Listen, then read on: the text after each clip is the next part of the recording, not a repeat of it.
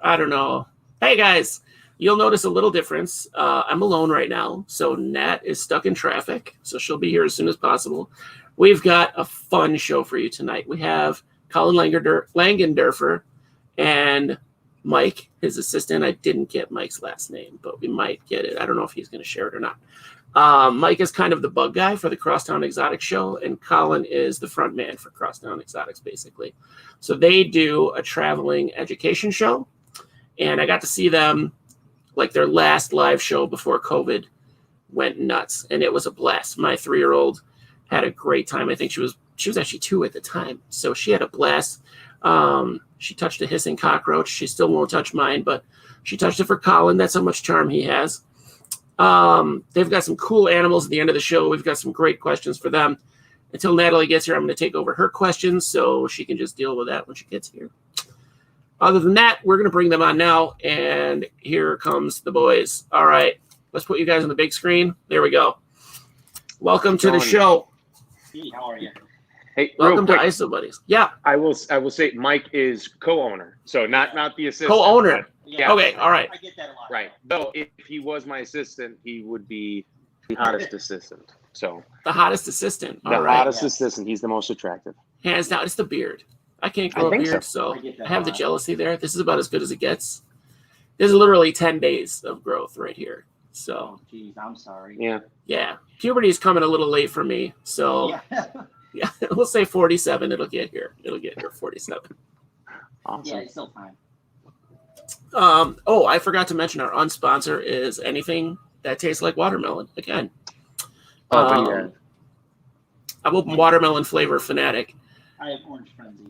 He has Orange Frenzy, so it's not our sponsor today. Yeah, that's all right. You didn't know. I didn't tell you ahead of time. So, except I heard there's a watermelon beer now, and I'm not going to be a fan of that. So, I can't imagine. Like, I love a shandy as much as the next guy, but I can't do watermelon beer. All right, let's see what questions we have. So, these will go for both of you, I guess. So, it'll be like a collaborative thing, right?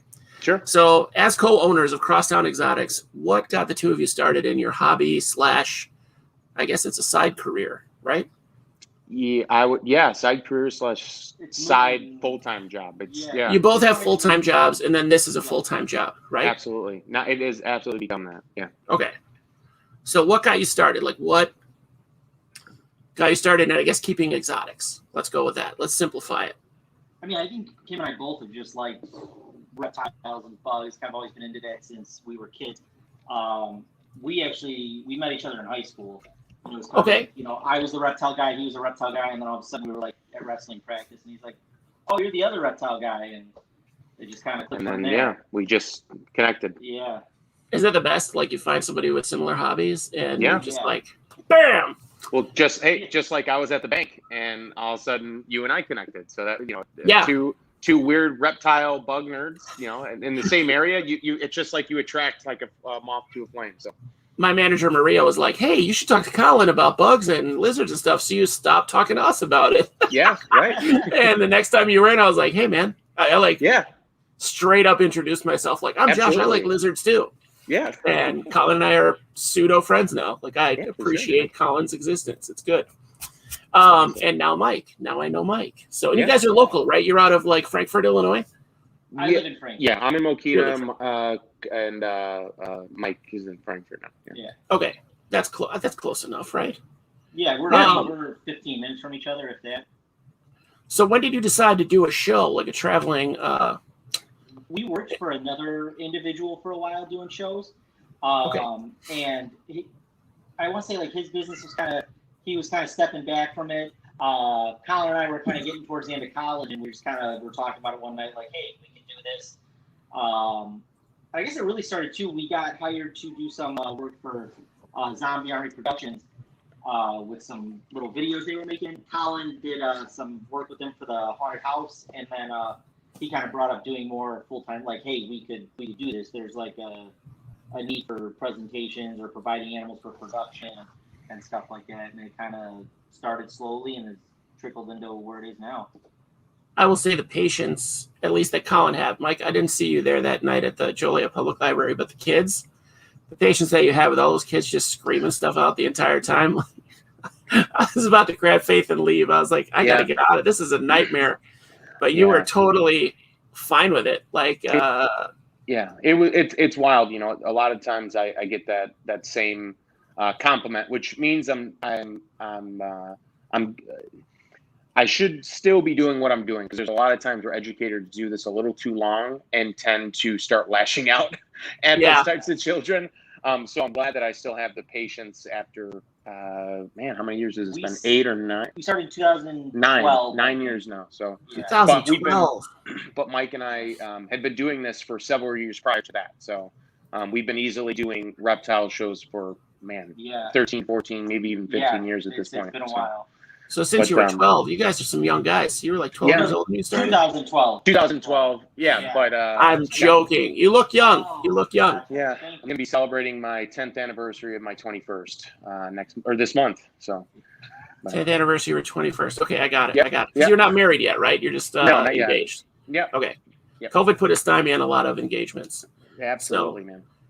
But, that's awesome. So since 2012.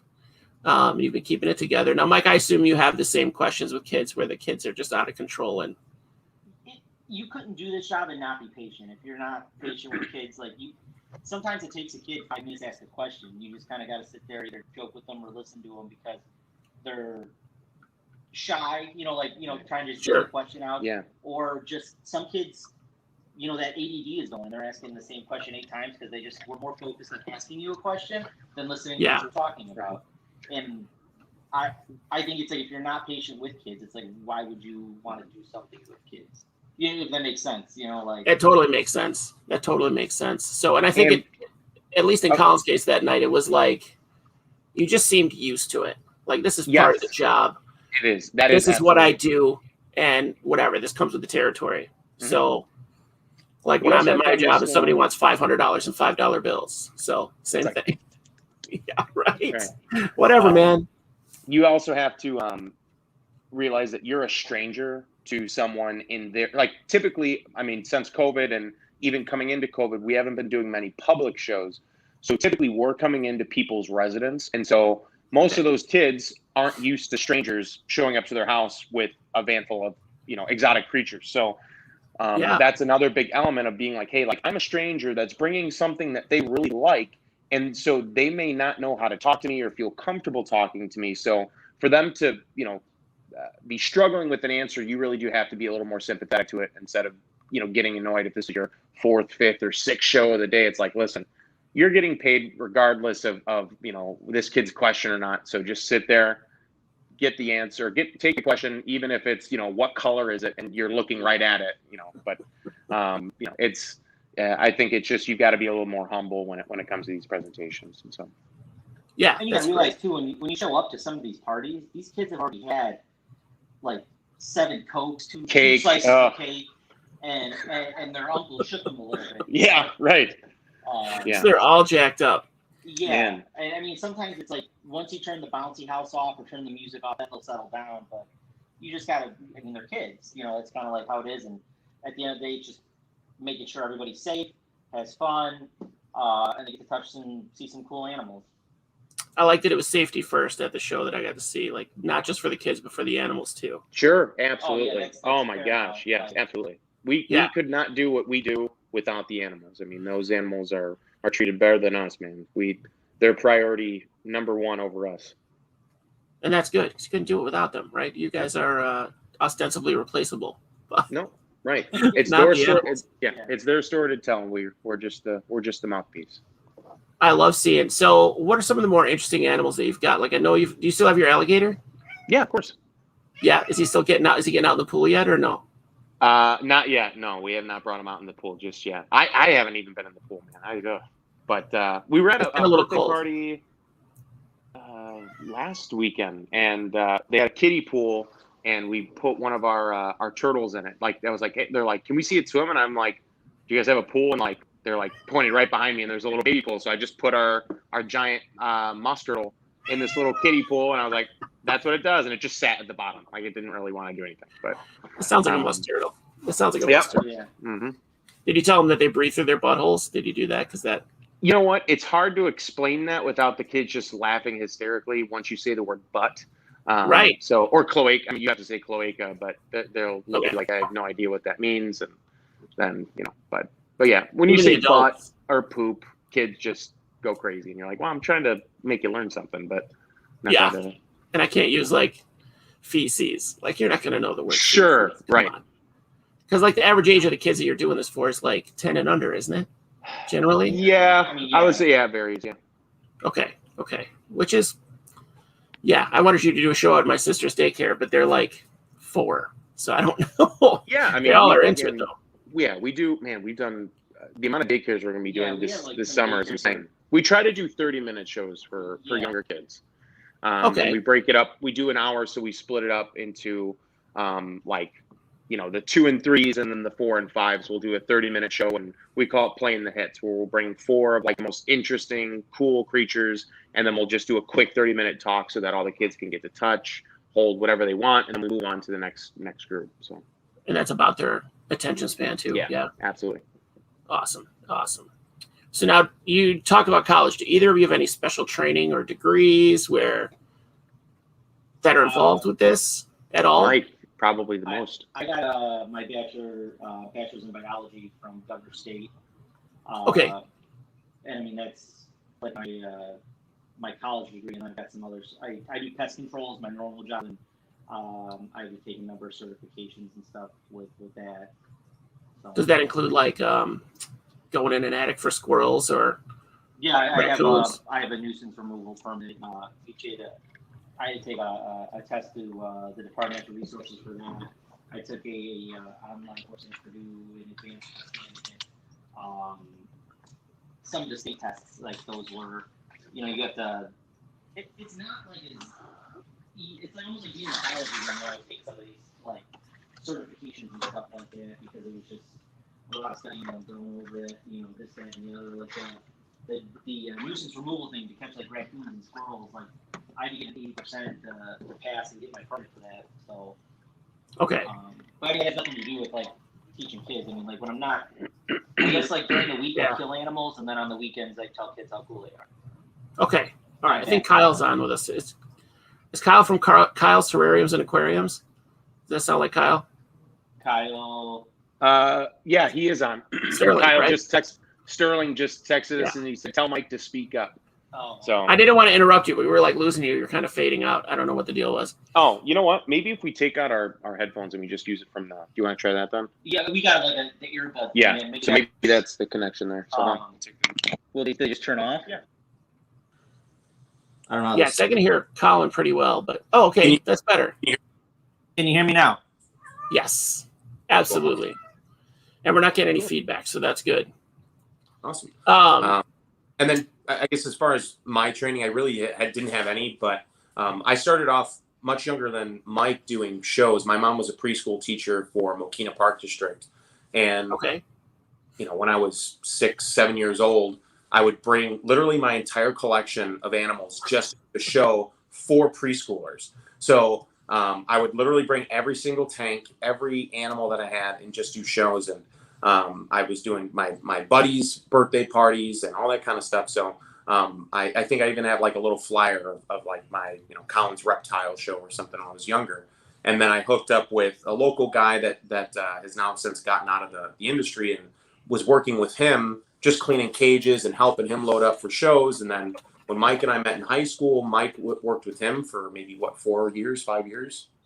It was somewhere. I think it was. It was somewhere. But about 5 years. But I think I've just been in this industry so young and developed public speaking so young that it just kind of came really natural to me, and almost a no-brainer to continue it moving forward. But I've always been interested in reptiles and bugs and amphibians, so it was just kind of a natural progression of the hobby and turned into a career.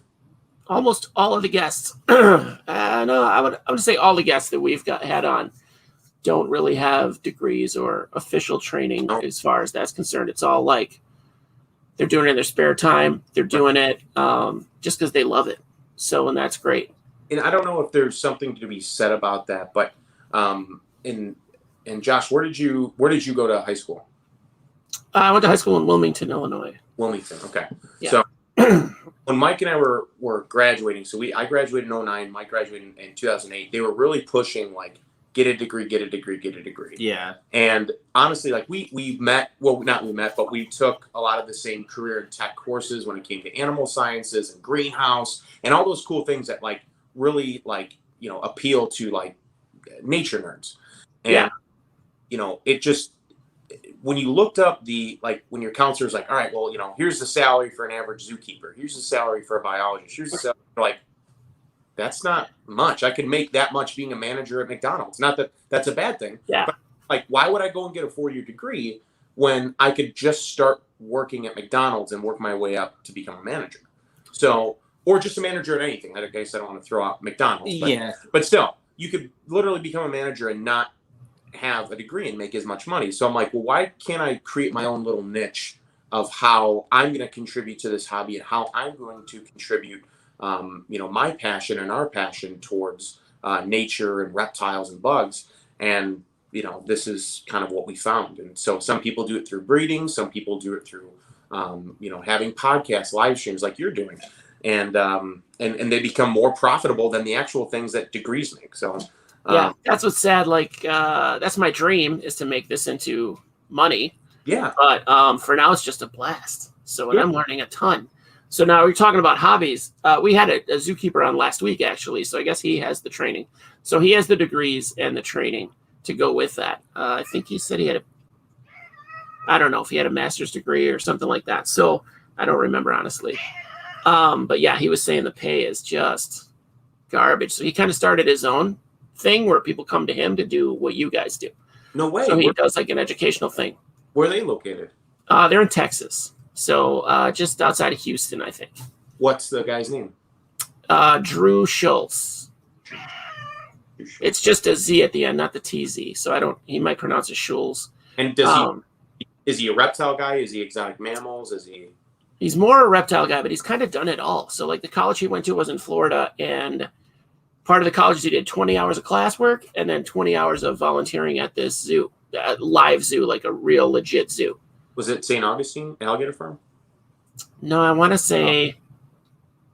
There's like a zoological program. Yeah. Gainesville. Yeah, is that what it is? Yeah. Gainesville, I think, is what it was. Yeah. I got to work quite a bit at a zoo and then did some classroom stuff. Well, I'll have to take a listen to that stream. That was just the previous episode. It was pretty fun. We learned a lot about how to travel with that path.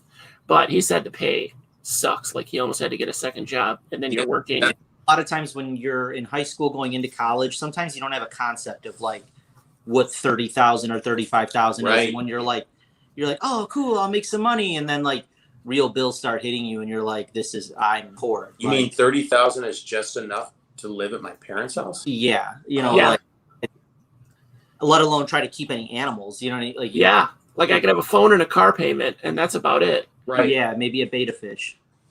Maybe.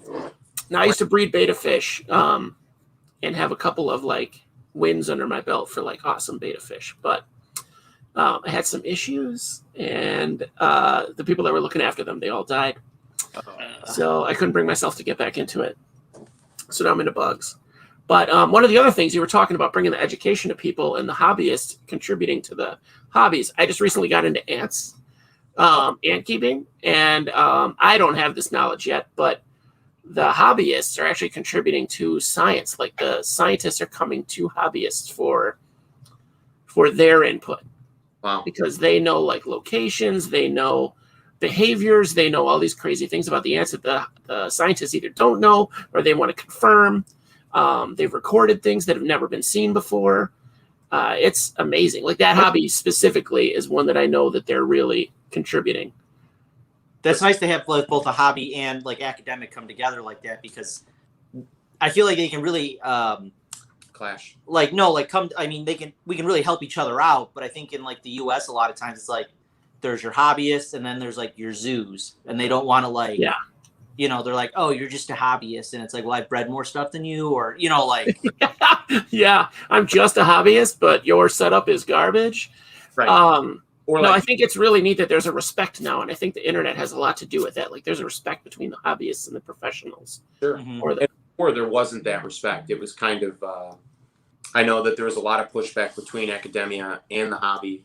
And, it's weird because people in the hobby can do so much more because they don't need approval, depending on the species, but they don't need approval to, try new things or whatever. With zoos, it is very structured on, you need to get approval through 3 chains of command just to change where the hide spot is in the enclosure, because everything is planned down to a T within those zoological institutions. So. Okay, so that's where you get like your behavior specialists and all those guys. And right. Yeah, I always feel bad when the docents, I had to adjust my thinking because the poor docents, the volunteers that are at the zoos, they come at you with these very basic facts. And I want to be like, yeah, I totally know that. Like, go bother a kid, but I can't now. I have to be like, wow. Or the other thing is, too, I feel like sometimes I think Colin and I, we've talked about this, like, I'm trying not to throw out names on things, but like, you'll meet like people in a group or you'll meet someone and you think they know more than they do. And then you start talking to them and you're like, oh, I thought that was common knowledge. I guess not. I feel smarter. Yeah. Right. Or just like, I guess I have more life experiences than I thought type thing. Not saying we have a lot, but there's been times where him and I have gone somewhere, talked to somebody and we're like, what? Like, did they not know that? Like, are we just thinking outside the box or, is this not common knowledge? Like, what happened? Just sometimes you might look at things different, or you just view somebody this way or that way. And then all of a sudden you talk to them, you're like, oh, okay, I guess not. I've learned, are you into isopods at all? Yeah, I have some. I messed around a little bit and then I kind of just like, Mike has like what is it? Like a foot-long isopod toy that he got himself just because. The Bandai one? Oh, and there's that Japanese guy with the vending machine. You put the coin in, you get an isopod toy. Okay. It's not weird. Most people would not get that. So if you're an isopod nerd. I'm an isopod nerd. I want one of those. So I'll have to find out where it comes from. Absolutely. It's funny with isopods. When I don't want to say like I got into isopods. Cool. Josh, she's never going to let me live this. But I usually have to bring this up when people talk about it because isopods, I think it was like 2013, 2012. I got them online. I got a thing of Giant Canyon isopods. Nice start. And are we allowed to swear on here? A little bit. A little bit. We try to stay away from F-bombs. We do have kids that watch the show. Like, you totally got, like, screwed over on this. The guy sold you a cup of dirt. Like, why would you buy these? And then I sit on them for a couple of years. I build the colony up. And then I start selling here and there. And then I'm making a couple $100 here, a couple $100 there on roly-polies. And then I had a big, like, 4-foot toe to these things. Like, I could have hit a body in it with so many isopods. And I sold it to someone. I was like, $1,200. And they didn't even negotiate. They were just like, okay. And then for Giant Canyons? Yeah. Jesus, that was back in the day. Now they're like dust. You couldn't. It was 2015. 2016? Maybe it was like 27. Trump was already president. I think it was like 2017 or something like that. Wow. I had sold. I was like, hey, because I talked to Kyle from Roach Crossing. I don't know if you ever talked to him. He was like, I don't know if anyone has a colony this big. He's like, I've never seen one this size. Because I don't really. A lot of my bugs, I don't sell them online. Like it's almost annoying when someone's like, hey, can I buy this? And I'm like, yeah, I guess. Like, yeah. Like, I would rather not sell like a $10 item here and there. Like if someone's going to buy something, I'm like trying to sell bulk, or at the NARBC, I'll sell stuff, but I don't sell a lot of mine. So I just sit on them and then I put them in all my cages or whatever. And then, so sometimes I just have a bunch of stuff and then I can just sell it one big. I don't know. I just feel cool when I have a bunch of whatever I'm breeding. So my wife's on me now to start selling some of my isopods because I have way too many to have in my house, basically. So it would be great to recoup a little bit of that into money. But I just am, like, to be fair, I'm too lazy to do it. It's a lot of work. Yeah, you don't like it. You have to print out a shipping label. You have to put it in a box and send it to somebody. And then you're trying to think about like what your time and stuff is worth when it comes to selling this. And you're just, at the end of the day, you're just like, I'm not going to deal with this right now. Yeah, because they make great feeders too. So back on track, what I was going to say about isopods is that when I got into this community, I haven't been even been in isopods for a year, but I bring that biology hobbyist energy to it. But I learned there's a lot of people in the hobby that are, I'll go back to swearing, they're bullshitters. Like, you find out real quick that it's like, oh, this guy doesn't really know. He's just selling stuff, or Right. Yeah. Well, I call them flippers, where they're like, hey, I'm going to capitalize on what's popular right now. So I'll know a general information about a lot.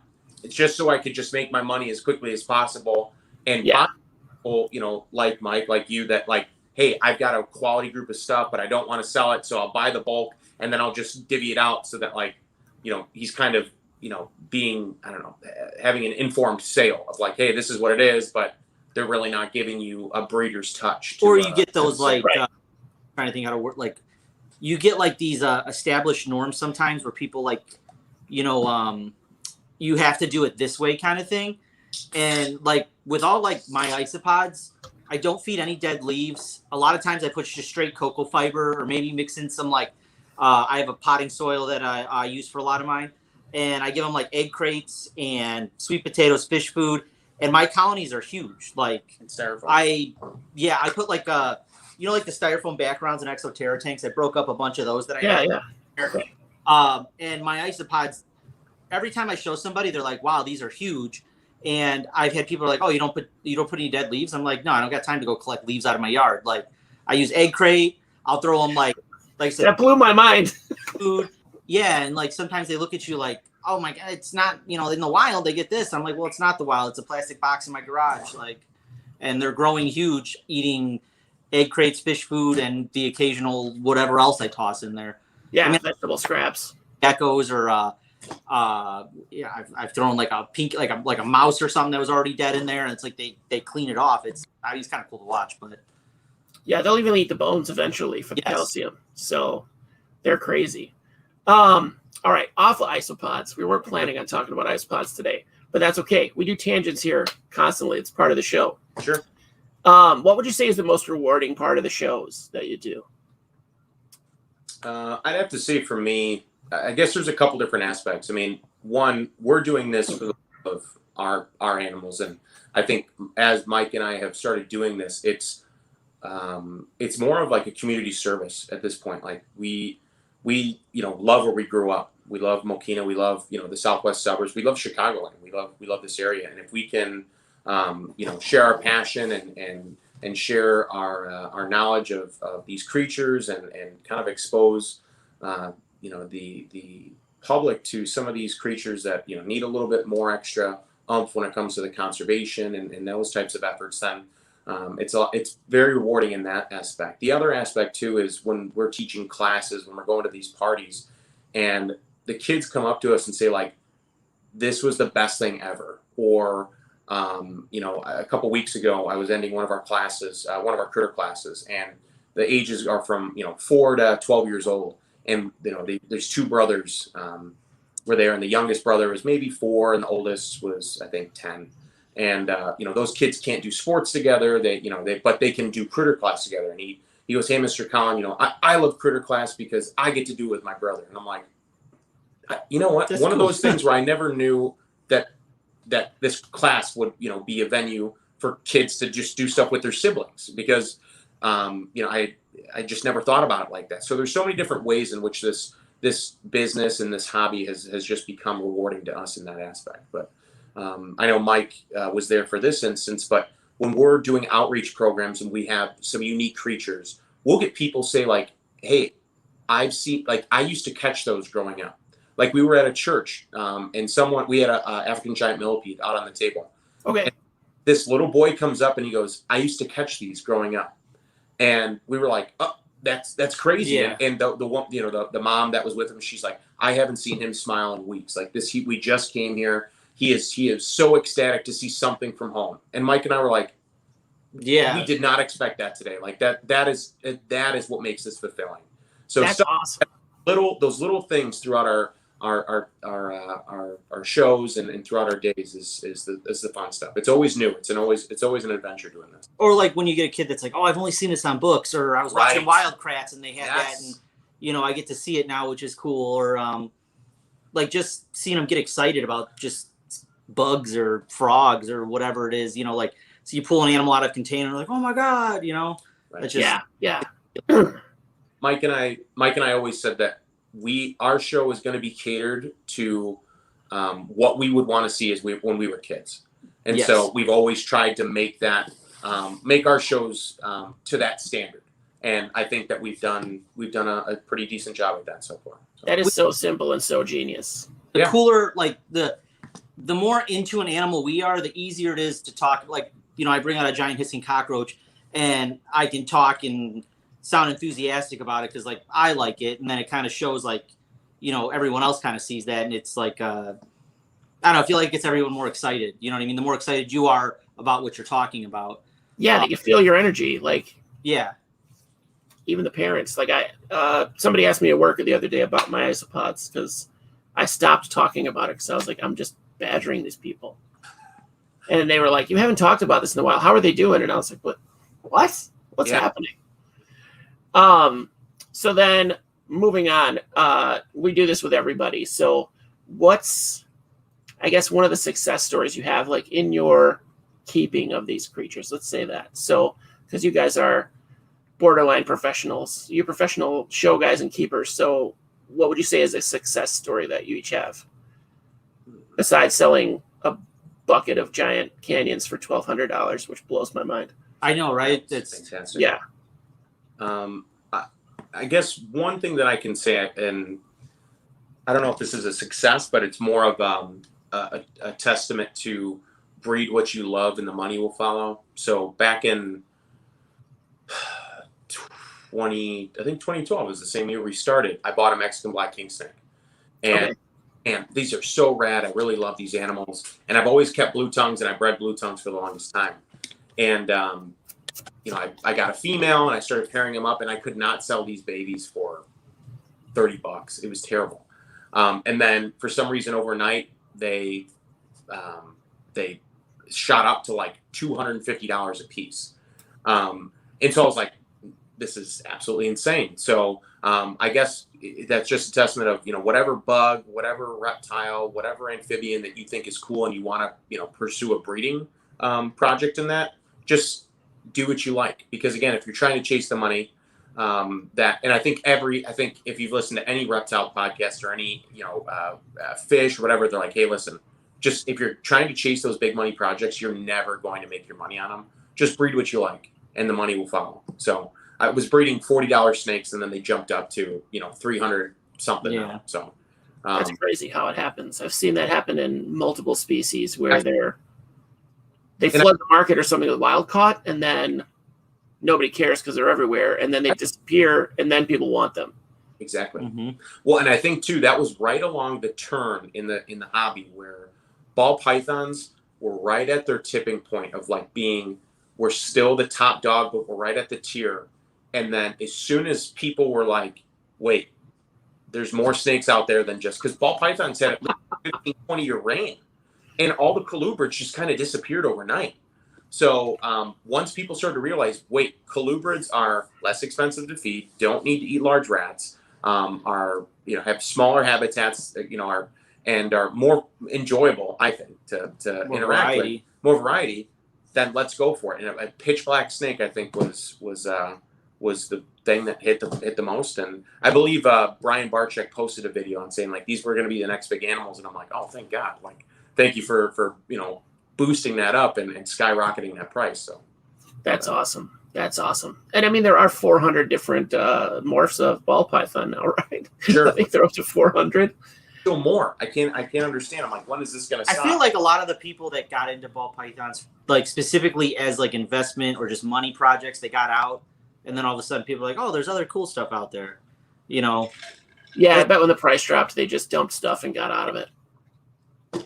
The money farmers. So, Mike, do you have a success story in your keeping, I guess? I like randomly got decent with like breeding frogs and stuff. Like I have trouble hatching like crested geckos, but wow. I can breed like frogs, and it's like, I don't want to say I'm like dialed in, but like I bred Pac-Man frogs without hormones on a couple occasions. I just put them in a rain chamber, they went at it, and I was like, cool, I've got babies. I bred milky frogs, been pretty easy. A lot of times they just lay their eggs in the water. I've been good with those. Last summer I did Mexican leaf frogs, raised up at one and did pretty well.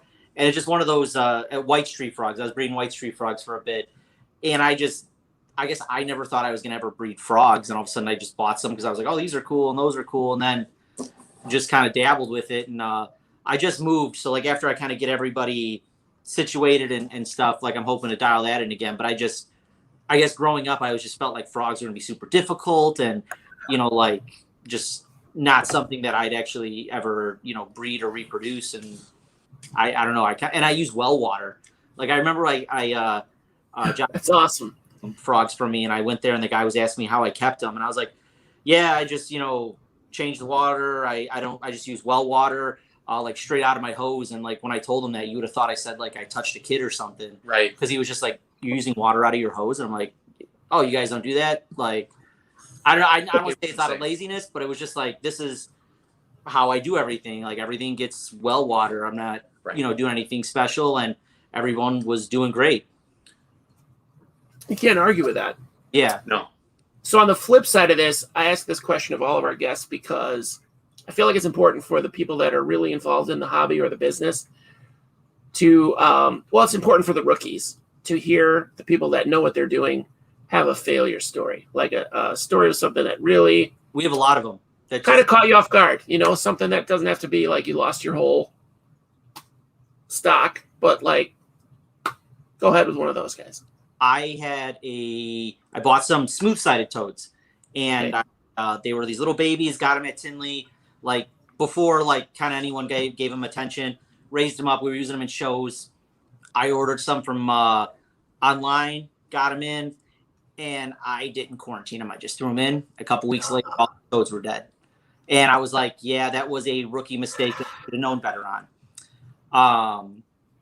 I'm trying to think. I mean, I've had a number of times where I've gotten like cool bugs or something, and then all of a sudden my room got too hot, and I had to learn how to like just manipulate like airflow through a room kind of thing, like where you're like, all right, I'm positioning this fan here so it moves stuff around so my room doesn't get too hot, and then now even just investing in the right equipment right from the get, like my new garage, I've got a Nest thermostat hooked up to my heating unit. Nice. So I can look at my phone, and if it's too hot, I can turn the fan on the heater just to blow air around, or stuff like that. So it's like you have more control over like the environment so that everyone's taken care of, kind of thing. Super smart. And you learn from it. So how about you, Colin? I would say my biggest would be this was 2012, 2013. This is right when we started up, but no, maybe I think it was right before we started. But we had a winter in either like 2011, 2012 where it was like negative 20 degrees. It was insane. Oh yeah. My reptile room is in the garage, but it's very well insulated, so it really doesn't get all that cold because all the heating elements are on and stuff. So it stays at a consistent 70 to 80 degrees. And it got so cold that I had to bring in some radiant heaters in there and stuff. And I went to work, I checked it, and I could barely keep that room at like 50 degrees. Like it was, and within 8 hours from me leaving my house to go to work and me showing back up at like 4 o'clock, it rose from like negative 20 to 40 degrees. And my room, when I opened that door, was 110 degrees for up to 8 hours, and everything other than my tortoises and a monitor lizard had died. Oh my gosh, they made it through all that like 50 degrees and then they got cooked. Yeah, that was a horror story. I'm like, man, it's and fire is a big thing in the community. And people really don't talk about overheating. I mean, fire obviously is ultimate death, but overheating, you'd rather things be too cold than too hot, because animals can come back from being too cold. Too hot is just you're never going to come back from that. And I felt awful. I mean, I still think about that. I'm like, man, there were some animals there. Like there was a ball python that I'd had since I was in like 6th grade. That like that could have been a snake that I had. Yeah. I could have still had. There were so many animals there that I was like, man, that had been in my collection for a long time. And it was weird because I had to start over at that point. But, I learned from my mistake. Heating the room now is a lot different, but that was a huge fallback. It was awful. Yeah, it was like in Pokemon 2000 when the collector lost all of his stuff and the legendary birds flew away, and he had to start over by just collecting the legendary Mew card. So it was just like that. Like Lugia came in and released everybody. Perfect. I half know what you're talking about because I've been playing Pokemon Go since launch. I don't. But and I got to play Pokemon Red on the Game Boy as an adult when it first released. I graduated high school in 1992, so that puts it in perspective. I was 2 years old. Yeah. Perfect. I worked at PetSmart when we sold Sicilians. Oh, wow.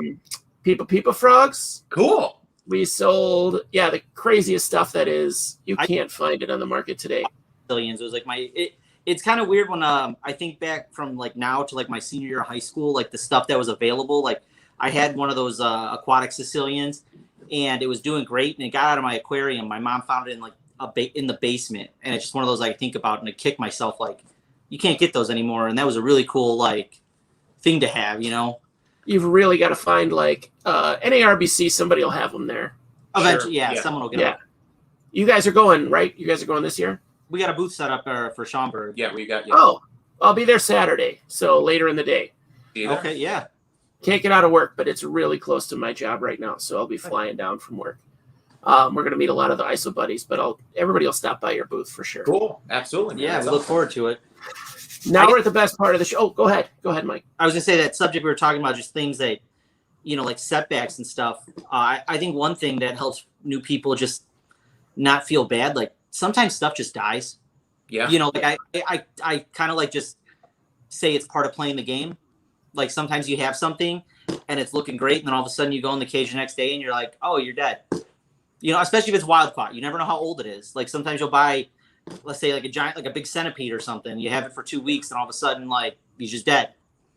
Or just, you know, which it can be disheartening for people who might be new in the hobby, that you got something and, you know, it sucks to say you go through some animals sometimes, but I feel like it's always a learning experience as long as you learn from it. And you know, if it was your fault that it died, you do better the next time, or realize that sometimes things just happen. Unless you get a necropsy on an animal, I feel like sometimes you never know if your tortoise had an aneurysm, or, you know, like your snake had a heart attack or was born with too small of a heart type thing. You know what I'm saying? Like it's one of those. You don't know, like birth defect or something. Exactly. And it's like, unless you get that necropsy, which most people probably aren't going to do, you know, it can be disheartening, but it's just one of those, it's just kind of how it is, you know, like even when people buy dogs, like how many people buy a puppy or something and it's got, you know, like parvo or whatever, or it just has like a weird, and it just, you know, doesn't make it. And it's like one of those, don't let it hold you back sometimes. I mean, it sucks when you lose an animal or it dies. But, you know, I guess try to learn from it and push forward. Yeah, absolutely. You can't give up. Like, don't let those things have you give up. Like, just keep going. Yeah. Colin, when you lost all your stuff, I don't know how the community was for you, but I know, in the Isopod community and a couple other communities, you were talking about fire. We had a guest on a couple of weeks ago. She, Brandy Larson-Lowe from Ractastic Racks, she sells crested geckos, like high-end cresteds, gargoyles. They had a fire. Their house burned down. And they were like running back in the house for geckos, like just piling them all into like a garbage can and bringing them out. They saved, I want to say all of the animals or most of them, but it was in the middle of the winter like you're talking about. So they had to really figure something out quick. Yeah. So, and the community came through and got them terrariums and like used exoterras and whatever they needed. And I know somebody in our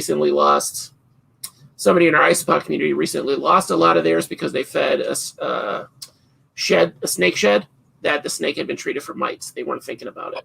Oh, man. So it killed off a lot of his stuff because he basically split it up. He's got some bigger pythons. So, yeah, and it killed like, I don't even know how many of his whole colony. Man. But people got together and just started shipping him stuff. And then right after that, he sold all of his stuff to help pay a friend's debts. And the community got together again and sent him a ton of stuff. Like, yeah. So he's really, like, you can just see that happen. Did that happen, any of that with you, and you lost everything? Or? But I was very quiet about it for a long time. It was okay.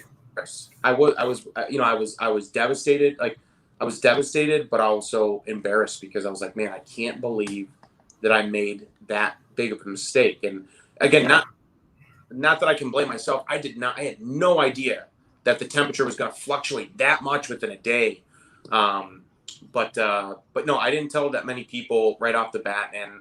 And I really wasn't looking for a handout, and I wasn't looking for to recoup my losses at that point, because I was like, sure, it's not like I was breeding anything at that time, or it was just those were my pets. And so I'm like, man, it's weird to start. So from that point, I became a lot more selective on the animals that I brought in, and it was turn that situation into a positive and saying, listen, from this point on, we are going to be doing reptile shows. So I want to get the animals that are going to best be suited for our shows. And so it was a nice kind of rebuild at that point for me to just selectively go out and pick individuals that I really wanted to pursue, and that could, be good for what we do today.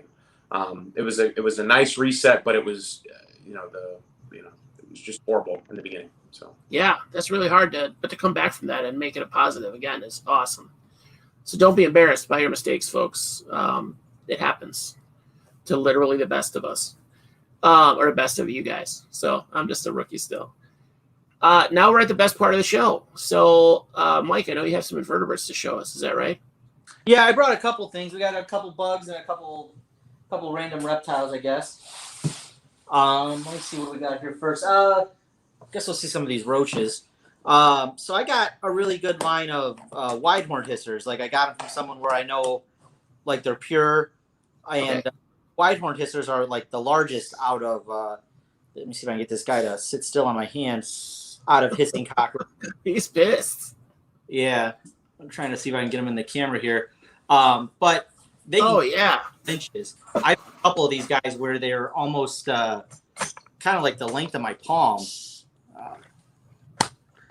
Yeah, there we go. And what I like too is sometimes we've had it where people are like, when they see them, like, what? Even reptile people are like, what are those? Because they're so big. Sometimes you see like these, just like with the common hissers, like at a Petco, and they kind of look tiny in comparison. Is he popping up on there? I know we're kind of having some difficulty. Yeah, I can see. No, you're good. You're good. Yeah, Colin's trying to move it around. But yeah, I've had a couple of these guys where they've just been massive. Every now and then, look at the size of that guy. And this isn't even one of like the biggest I've produced. I just kind of grabbed two of my big ones out of there. I like two how they're the horns, so to speak, on the thorax there are just kind of more pronounced than some of the other hissers. Yeah, definitely. I had a pair from Kyle actually, and it just fed off all the babies, and then the male died. The female disappeared. I don't know where the female went, but she's here somewhere. Yeah. I have quite a few of these. I'll actually have some of these for sale at the NARBC. Okay. Yeah. I mean, that's just a monster. I like it too. Like, so like when Colin, he went to one of the zoos around here with his girlfriend, and they had a big hissing cockroach display. And she was like, oh, are they like babies, or like, why are they so small? And he's like, well, those are regulars. Ours are kind of like special. Kind of like, I thought it was cool that she's only ever seen like these giant ones and thought they were all supposed to be this big. That's all she's ever seen. Now, is that the one, Colin, that you bring to the shows, or was that a regular? We switch off and stuff, but time we go to a program, it's Joe Rogan, the hissing cockroach. So, all right. Yeah. So every single one of them is named Joe Rogan. So, okay. All right. Small hands, but I mean, these roaches are pretty big. Right. Wow. I mean, you can tell that they're monsters. That's awesome. They look so prehistoric that it's just, and just cool. It's always, sometimes like you really got to trust your source or whatever, because like, you know how like they can inbreed with, you mix them in with common hissers or whatever, and then all of a sudden you lose your size and you're really not getting, like the awesome monster cockroach that these guys are.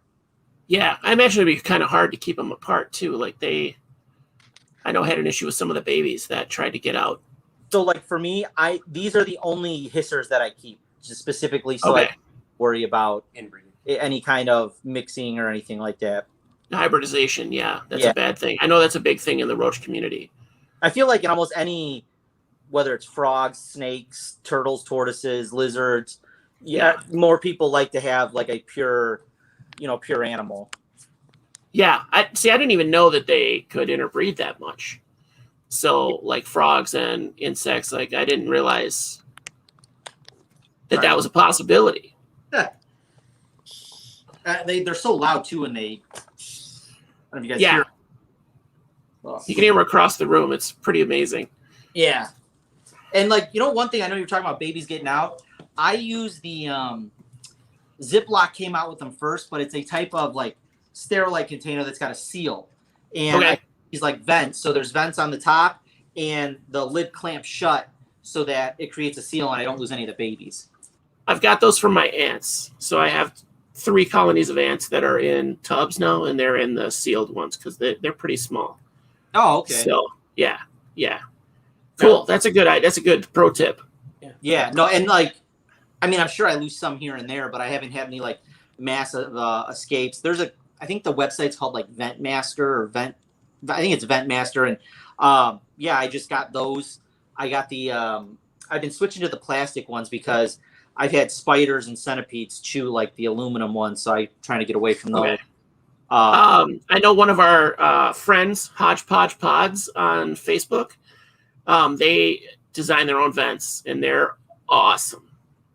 So I think they're on a 2-inch thing. So I'll post the link there too, in the description of your guys' video, just to promote his thing because they're amazing. I think he 3D prints them. So, but he's had no problems with like the smallest Menka that they have for isopods. So cool. Yeah. Those are those guys. I don't know if anyone. Does anybody have any questions about these massive hissing cockroaches? How long do they live? From my understanding, it's like 3.5 years. I've read a couple things saying some people have kept them up to 5, but I don't know how common that is. I usually tell most people years. That's pretty long for a bug. Yeah, pretty good lifespan, right? Like close to a year to get like adult size till you can even reproduce. So that's so crazy. A year for a roach to reproduce is insane.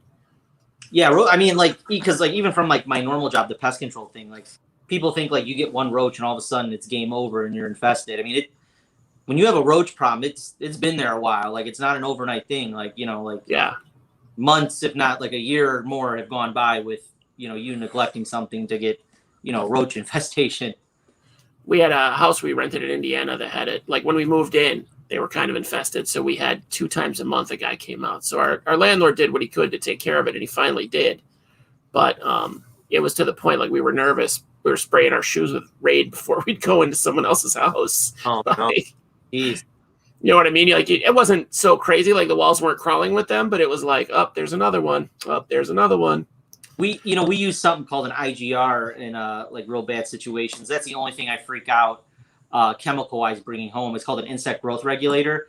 And what it does is it kind of makes roaches sterile. It'll cause puppies, it'll cause pregnant females to have like they'll abort their eggs or whatever so that they don't reproduce. And I'm always like real careful. Like I don't wear my work boots in the garage, washing my hands because I don't know. I always have nightmares like my prize roach collection is gonna get an IGR on there and then that's for sure. Yeah. Sterile. I have that that stuff that I put around. What's that like paste that comes out of a syringe? Oh, it's like the gel food. Yeah, I have that around that I replenish every month just in case because I don't want anything escaping and going crazy in my house. And that's an idea of doing keeping things under control without having to use like some kind of like residual spray or something. So right, it's very focused. Yeah. It's right there. You know where it is. I keep putting it in the same space. I'm not worried about getting it on me and bringing it with me because it's kind of way in the back. I'm never going to that spot. It's where they would go, like out of traffic zone. Enough about killing these things if they get out. Yeah. Sure. What else did you bring? Let me see what I got here. I have another really cool bug that a lot of people tend to get jealous about. All right. And this is one of our African giant millipedes. Oh, wow. And this, like, it's not full grown. I want to say, I don't want to say half, but I mean, it can definitely put on a couple more inches and get a little more thicker than it is right now. He's got to be like, what, a foot long? 15 inches? No, not quite that long. It's probably 9. But I do have a little bit bigger. But she's kind of, I don't want to say she's been sluggish, but she doesn't move around as much. So I don't take her out all. I don't know if she's gonna molt or if she's just getting old. But yeah, these are always a favorite because I mean it's when I was in high school you could get these at Petco for $12 and now they're like $150 a piece when you can find them. Well, because they don't breed and they're really not importing them anymore, right? They're restricted. Yeah, you know what? I don't even know if I want to comment with any confidence because there's a couple places online that have sold them, like big name, like pet distributors. Okay. And then there's times like you'll hear people say like, if you get caught with them without a permit, it's a big fine. I've just had these forever. I never really went for any kind of permit or anything, and I never really went knock on my door trying to take my bugs. I have actually, I had a big group of them. They had a bunch of babies. I don't know if it was more of like just the female laid eggs and the eggs hatched, or if I got them to breed successfully. But I had a bunch of babies, and I had like a colony, like a boom, and then I don't want to say collapse, but now I'm down to like I think I have like 4 or 5 left. I wonder if there's something like there's a species of isopod, the Hoffman seggies, where they are seeing a lot more success breeding when they give the females a lot of space, like a lot more space than you would give an isopod. So I have these guys in like it's like a 4-foot sterilite tub. Okay. You know, I get what you're saying. Like it's like one of those huge, like it's 4 feet, and I think like 1.5 feet to 2 feet deep, and I probably have like 8 or 9 inches of substrate. Like I have people that are in the substrate. I just don't go digging for them because I'm afraid I'm going to break them. So like if they're molting or whatever. Yeah, they come up and get food and stuff, but I definitely try to give them a deep substrate and a lot of space to move around and whatnot. That's awesome. That's a beautiful animal. Yeah, no, these are. I hope that law changes one day, where maybe we get more of these in, or even if it's like they're coming in but they're just expensive. I feel like these animals that like when I was younger we took for granted, like that they were available so readily. I feel like they get a little, demand a higher dollar amount, so like they get the respect that they kind of deserved. Yeah, they're awesome. I just got into ivories, and I love just how cool they are. Like this guy doesn't look shy at all. Yeah, no, he's moving around really well. Like sometimes they're hit or miss where I'll try to take them out for a presentation, and they just coil up in my hand and they don't want to move. And then sometimes they're like all over the place. Like right now, that he's out and about right now. Yeah. I have an issue with cuticles, and they just are so excited when I pull them out. They're like, "Oh, we'll take care of this for you, buddy." Yeah. I was telling my wife we're going to start a spa. When I get them breeding, we'll start a spa. You just put your feet in there and let them go to town.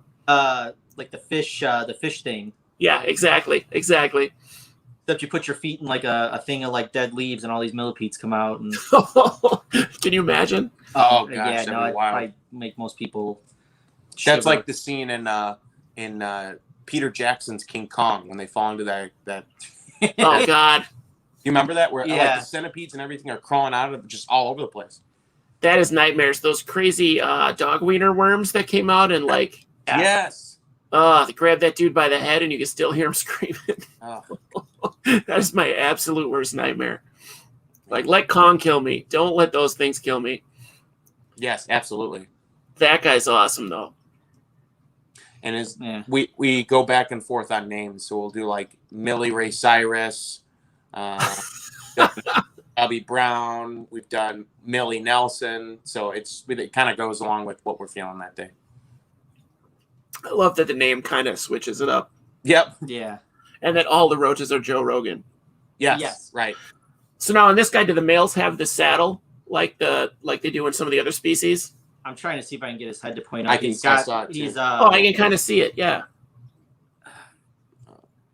He's got like the missing section of legs right there. The nodule. He just doesn't want to cooperate. Well, they never sit still. So yeah. It's trying to tell. Yeah, there's a gap there. Yeah. And maybe about 7 sets back. Yeah. Like they're, for whatever reason, like when they're brought in or when people have them, they tend to be female heavy. Okay. Yeah. So it's, I mean, I know like I have a couple girls there, whether or not I get babies or eggs, I don't know. Like I said, I try not to dig through the substrate. I know asked like when they were having a bunch of babies, like I'd lift up like the cork bark or something. There'd be a bunch of little guys underneath. One big problem that I ran into was like house spiders. I kept getting these little, those, like the false widows or whatever they are, the little fat abdomen spiders. Yeah. I was going in there like a couple times a day, just squishing these little spiders that kept going in there, because a couple times I found a baby millipede or something in their web, and it's just like, this is not okay. Yeah, you can't have them doing that. Yeah. And it's like, I don't even know how they got in there, where they came from. They just showed up. I just all of a sudden got these tiny centipedes in my isopod bins. Not all of them, but a couple of them are kind of, I don't want to use the word infested, but they're there. I had that happen with earwigs. I bought these. They're from Roach Crossing. I think he called them arcane earwigs. They're pretty big for an earwig. I mean, they're not monstrous. But I had them in one like a container. Found out the hard way they can climb. Then all of a sudden, I noticed them in this cage. They ended up in all my tree frog cages, and I had so many isopods in some of these cages. You'd pick up the water dish, and like the soil looked like it was alive. Yeah. Over time, they just the earwigs ate everybody. The earwigs read them. I thought they were detrivores too. I didn't realize that they were a predator. Yeah, no, like I remember Kyle was telling me that they'll eat small bugs and stuff like that. And then basically I was left with earwigs and springtails. And when I moved, I tried to like bleach all the cork bark and get rid, like I'm hoping I have no earwigs, because like they were cool for a bit until they infested everything. That's a pain. You don't have any with you, do you? No, I didn't bring, I got rid of all of those. I'm trying to catch them because I heard ants love them. Really? As a food. So I'm hoping, because I hate earwigs, I would love to see them just get murdered by ants. That's just a personal distaste. Yeah. So the thing that Mike has been pretty vocal about the last a couple of years is that we'd like to start incorporating ants into like our mobile display. Is that like doable? Like I know Mike's done his research, but for someone that just got into ants, I mean, is that something that I would say so? This is a Trachymyrmex colony that I have. They are, if you can see that weird thing in the middle of the camera, on the bottom, that like honeycomb looking thing, that's their fungus that they grow. So they're those fungus eating guys. So they just live in this tub. They're tiny. I don't even know if you can see any of them. You might, some of those specks. So they're tiny, and I put them in. They're super cool. They're super calm. Like they'll play dead. They'll scream. Like they make a screaming noise. If you upset them, the colony will. Shut up. Yeah, it's like this little like it's like you would imagine a tiny ant screaming like. But I have them living with 3 walking sticks, like common walking sticks, and they don't bother them at all. Like none of them. They eat the same thing, but they literally chop up leaves. And they'll cut. They have. I must have thrown it out, but. They cut the holes in the leaf, actually. I didn't realize like this big hole come out of like rose leaves, bramble leaves. Like, so those... They're not U.S. native, right?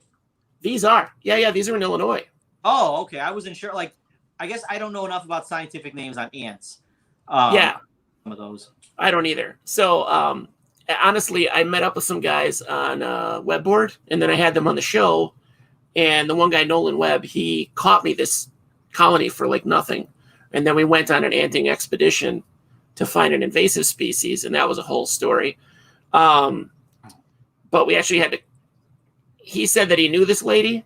Well, he didn't know the house we were going to, so the lady that he knew had moved out of this house, so it was a stranger living in the house now, and we'd ask her to like go through her backyard to see if this ant species lived there, and she was like, what are you talking about? So they told her that they were like entomology students, and she wasn't buying it. So I was like, ma'am, I'm their professor. So, meanwhile, they know 100 times more than me. So it was pretty funny, but she bought it. She's like, oh, can I see your ID? I was like, well, you can, but I don't have like an entomologist badge. Like, are you crazy? Oh God. What is it? I'm Agent Mulder. Yeah. Mulder? Yeah. So we BS'd our way into it, kind of like they told the truth, but I BS'd our way into it. But we didn't find the invasive species, but she must have had like 15 species on her property. Wow. It was crazy. And these kids I was with, like they're both 19. The one guy's going to, he's in Gainesville now. He's going to start an entomology program actually. But they like see him from standing up. Like he was 6'2", and he's like, oh, that's this. Oh, that's this. And I was like, what? How do you even know? Wow. So I got 2 colonies that day, and he got one that he had never had before that he was actually upset that I didn't want because nobody in Illinois has kept them before. But I was like, I'm full up, man. I think 6 colonies is enough. Yeah, especially it's like one of those things like not like you can sell ants, like yeah, those. It's like having a fish tank. You just kind of watch it, Yeah, like also I made this crazy. I'm gonna post up a video on it, but I made a crazy vivarium for these ants where I carved out tunnels for them in like black walnut. Like I went nuts, right? And it's a 30-gallon tank, and I put them in there, and they live under the wood that I carved out for them. They moved in underneath it, like they're upside down. Their whole colony's upside down underneath it over water. So at any point, the queen could fall in and drown. So I'm like, well, that sucks. I'd like to get them out of there. But there's lava rock all under there, so they'll be okay. But it's stressful. Yeah, I bet. Have you ever been to the St. Louis Zoo and seen their bug building? No. I'm jealous that I've seen this and Mike has not witnessed this, but they have, man, I've been to I've been to a little more than a handful of zoos in the United States. And this may be the first fully bug exhibit that I've ever been to. That is, well, because we went to the one at the Field Museum. We went to the Field Museum. And that was really, that was very, it was all very beginner, kind of just dumb. If you didn't have it was cool. I mean, they had, I don't want to downplay it, but I guess I was hoping there was going to be more, if that makes sense. Like more exotic. Yeah. They had all stuff that you could kind of like, I could buy online. So, But the St. Louis Zoo, it's a free zoo, which is fantastic. Okay. But it is one of the best zoos, hands down, I think I've ever been to. I have not yet been to the Omaha Zoo or San Diego, so obviously I have to save judgment for that. But St. Louis Zoo, for being free, I've never been more impressed with the zoo. And they've got a complete building dedicated to just bugs, and they have leafcutter ants, so the South American. Oh wow! Yeah. And they're free roaming. They do not have an exhibit. All they do is they have these branches, and there's this really cool lab display window. So in their lab where they cultivate plants for specific species, they cultivate a bunch of different smaller species that are off display.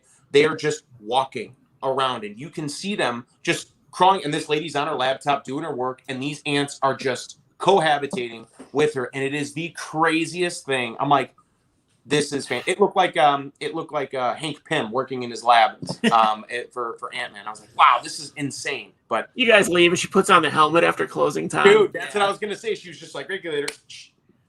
Unbelievable. Yeah, very cool. So I highly recommend any all the ISO buddies to go check out St. Louis Zoo. Mike, let's take the train down there. Let's go check it out. Couple bug nerds. I went during the spring, and I was heading back up. My brother wrestled in the Big Tens, and the NCAA tournament was there, and so I stopped in just for a quick second to see it, and I only visited a few different things, so I have not seen the entire zoo. So I hope to see the whole thing someday. That's awesome. That's awesome. I would love to see that too. Now I want to plan that trip because my wife and I like to go wherever we go, somewhere out of state or out of town. We try to go to their local zoo. That's all on me. That's not her deal. That's literally how we are with our significant other. So yeah. So anywhere I get to go, really I'm a Midwest guy, so that's about it. But I want to hit San Diego too. Yeah, I think that's a 2022 stop for us. Okay. My aunt lives in San Francisco, and I was like, I want to come out and visit you, and we'll go to San Diego Zoo. She's like, you don't understand California. That's a 10-hour drive. Yeah, right. So that's a plane trip. Like, we're not driving that. All right, what's next? What do we have next? Where's he at? Oh, there we go. I knew this was going to be a long episode. Standard, how long are your episodes typically? About an hour. An hour. I knew it'd be long anyway. As long as I'm not keeping you guys, I know you've been working a lot of shifts. No, not at all. So you're a fireman, right, Colin? What? Aren't you a fireman or something? No. Oh my God, I wish. I kind of look like Farva right now from Tacoma. What is it? Tacoma, whatever the new, you know what I'm talking about, right? Yeah, I got you. I don't remember what it is either, but. Yeah, but I look like Farva right now. But no, I work at a steel mill in Northwest Indiana. Okay. So this guy here is a staple in a lot of our programs. We have a couple of these, but it's one of our Vinnick Runes. I saw him at the show, and I wanted to beg Colin to let me touch it, but he wasn't letting the kids touch it, so I didn't want to get into it. I mean, I don't want to say super fragile, but sometimes you got to watch like kids. You know, they're they're not delicate. And like we don't want everyone smelling like vinegar because it's weird. You'll be like sometimes we'll be using it in presentations, and you can just smell them. And it smells like vinegar. Because one of his defenses, I don't know if you can see the thread coming out of his butt here. Yeah. I'll explain it to the kids. They produce acetic acid, which basically vinegar, and they'll kind of like use this to waft that material over at a predator so that it smells and they don't want to eat it and they leave them alone. And but it's a perfect invertebrate to bring because he doesn't bite, he doesn't sting. He's worst case scenario, you just smell funny. That's awesome. So he doesn't use that thread thing it doesn't come out of there. He uses that to kind of throw it around. Yeah, it just there's no stinger on it. I mean, I've never physically seen droplets. Like realistically, you just smell them. Okay, so it's almost like a gas thing that he does. Yeah, that's crazy. Probably look into how they produce that. On my list of research, I still need to get done. Every now and then, some kid will ask you a weird question, and you're like, "Wow, I probably should hit the books a little more." Google it, you little nerd. Yeah. You'll get like your, I don't know. You get a lot of info just over the years on, keeping or research and whatever. But then all of a sudden, it's like, wow, I should have probably gone a little deeper to figure out how this works or how that works. But what are those crazy feelers on the front? They're like modified legs because they don't see very well. So that pair of legs kind of acts like it's almost like that stick that blind people use. Okay, all right, I got you. Because if you watch him, he's constantly feeling around, but they're not antenna. These are reminds. So like they don't have any antenna. It reminds me of the is it the tailless whip scorpion with those big crazy arms that it has in the front? Yeah. Okay. We have any of those right now, but typically we usually have a couple of them for doing presentations with. Those guys are so wild. I'm thinking about getting one, but I know if my wife find out, she'd have to burn the house down. Oh. Do you remember that episode of Fear Factor when the lady had to eat one? Oh my God, no. They had a pool table with all these giant, like, they were calling them cave spiders. Okay. Like, this lady grabbed it, went to bite into it, and it just, like, grabbed her cheek, like, and I was just like, I think back, and I'm like, man, that was probably an expensive bug that she ate. Like, right. Yeah, back in the day, those things, I mean, they're not as expensive anymore, right? Because they breed them now. No, I mean, it's one of those, a lot of them, probably 99% of them are, like, a wild-caught animal. Okay. And it's still, like, you might be looking at $20-$25, maybe up to 40 or 50, depending on species and where you're getting them from. But still, I mean, I guess it's not like eating a dubia roach where it might have cost someone like a couple cents. Yeah. Where do these guys come from?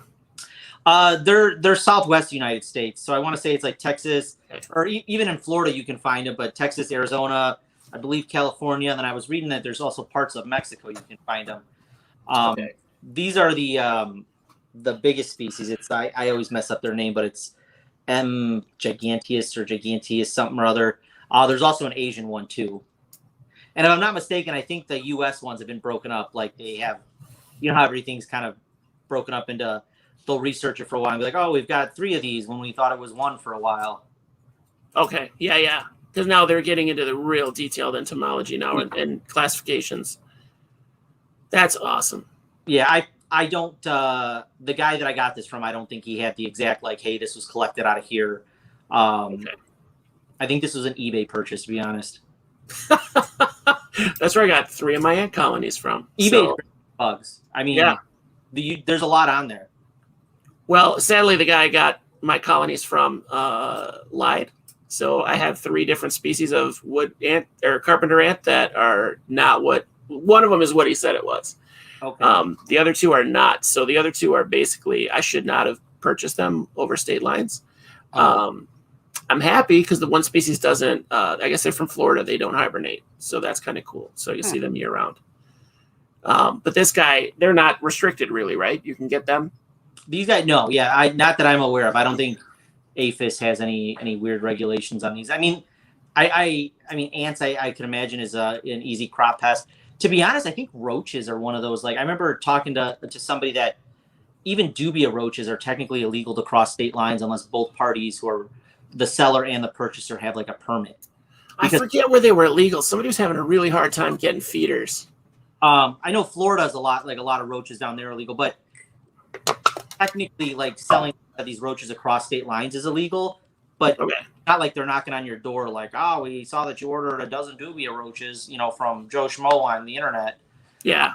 Because I think like assassin bugs were like that. But like these are all insects that are sold regularly. It's just one of those, no one's policing it. Right. Gotcha. Until they do. Until they do. Until they do. But like I think like I don't know. Hopefully it doesn't happen, but You'd hear stories with all the Facebook groups and everything. You'd hear stories before it became a big problem. Right. Yeah. Right. So who is next? Who do we have next? I think this was actually for some of the bugs we have. I did bring a couple cool reptiles though.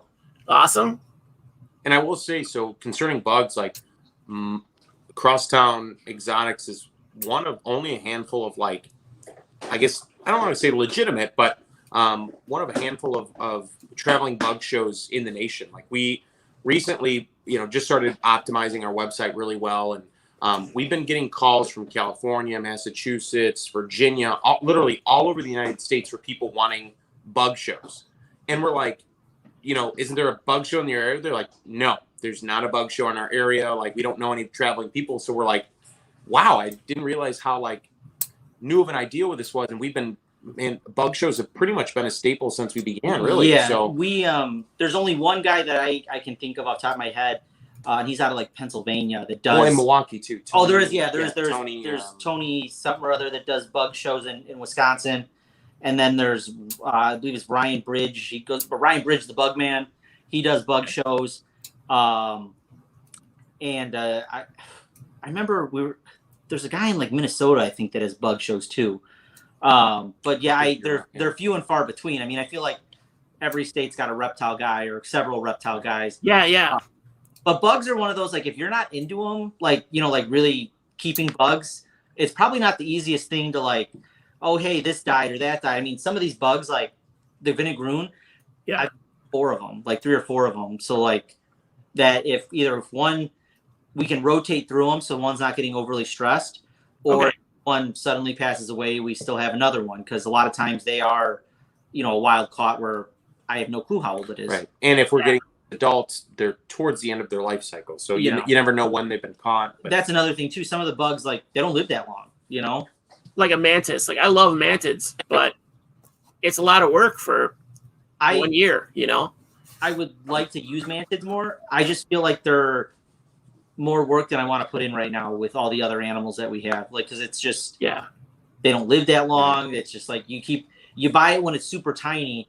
It's hard to use it in a presentation as like, L2 or L3, whatever size you're getting it. And then by the time it's an adult, you have 2 weeks and it's dead. Yeah, basically, they just want to breed and die, and then their eggs hatch next year.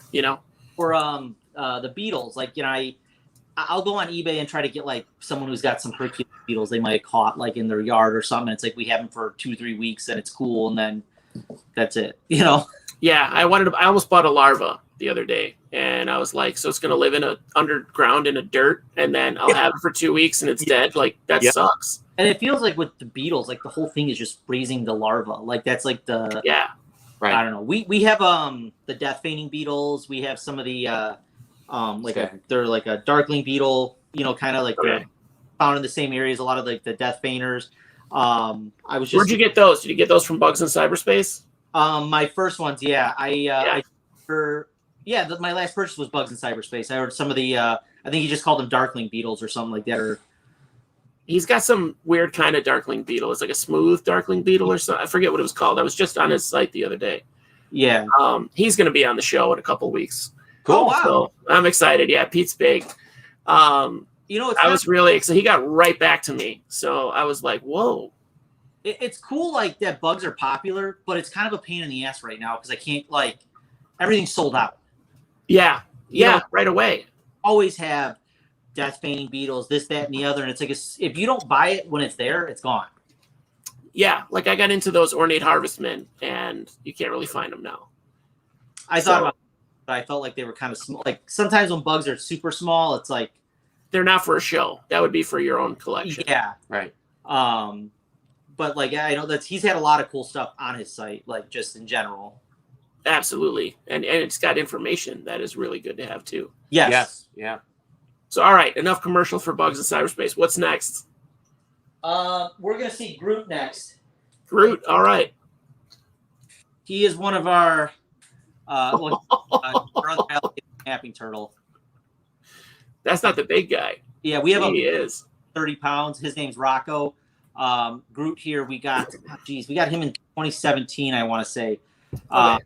He came from the Loggerhead Acres, got him as a hatchling.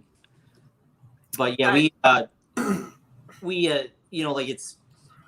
their alligator snappers are kind of like, I don't want to say a staple in our show. We've been trying to use other turtles, but we figured we'd raise one up just to have another individual because, it's a cool prehistoric looking turtle.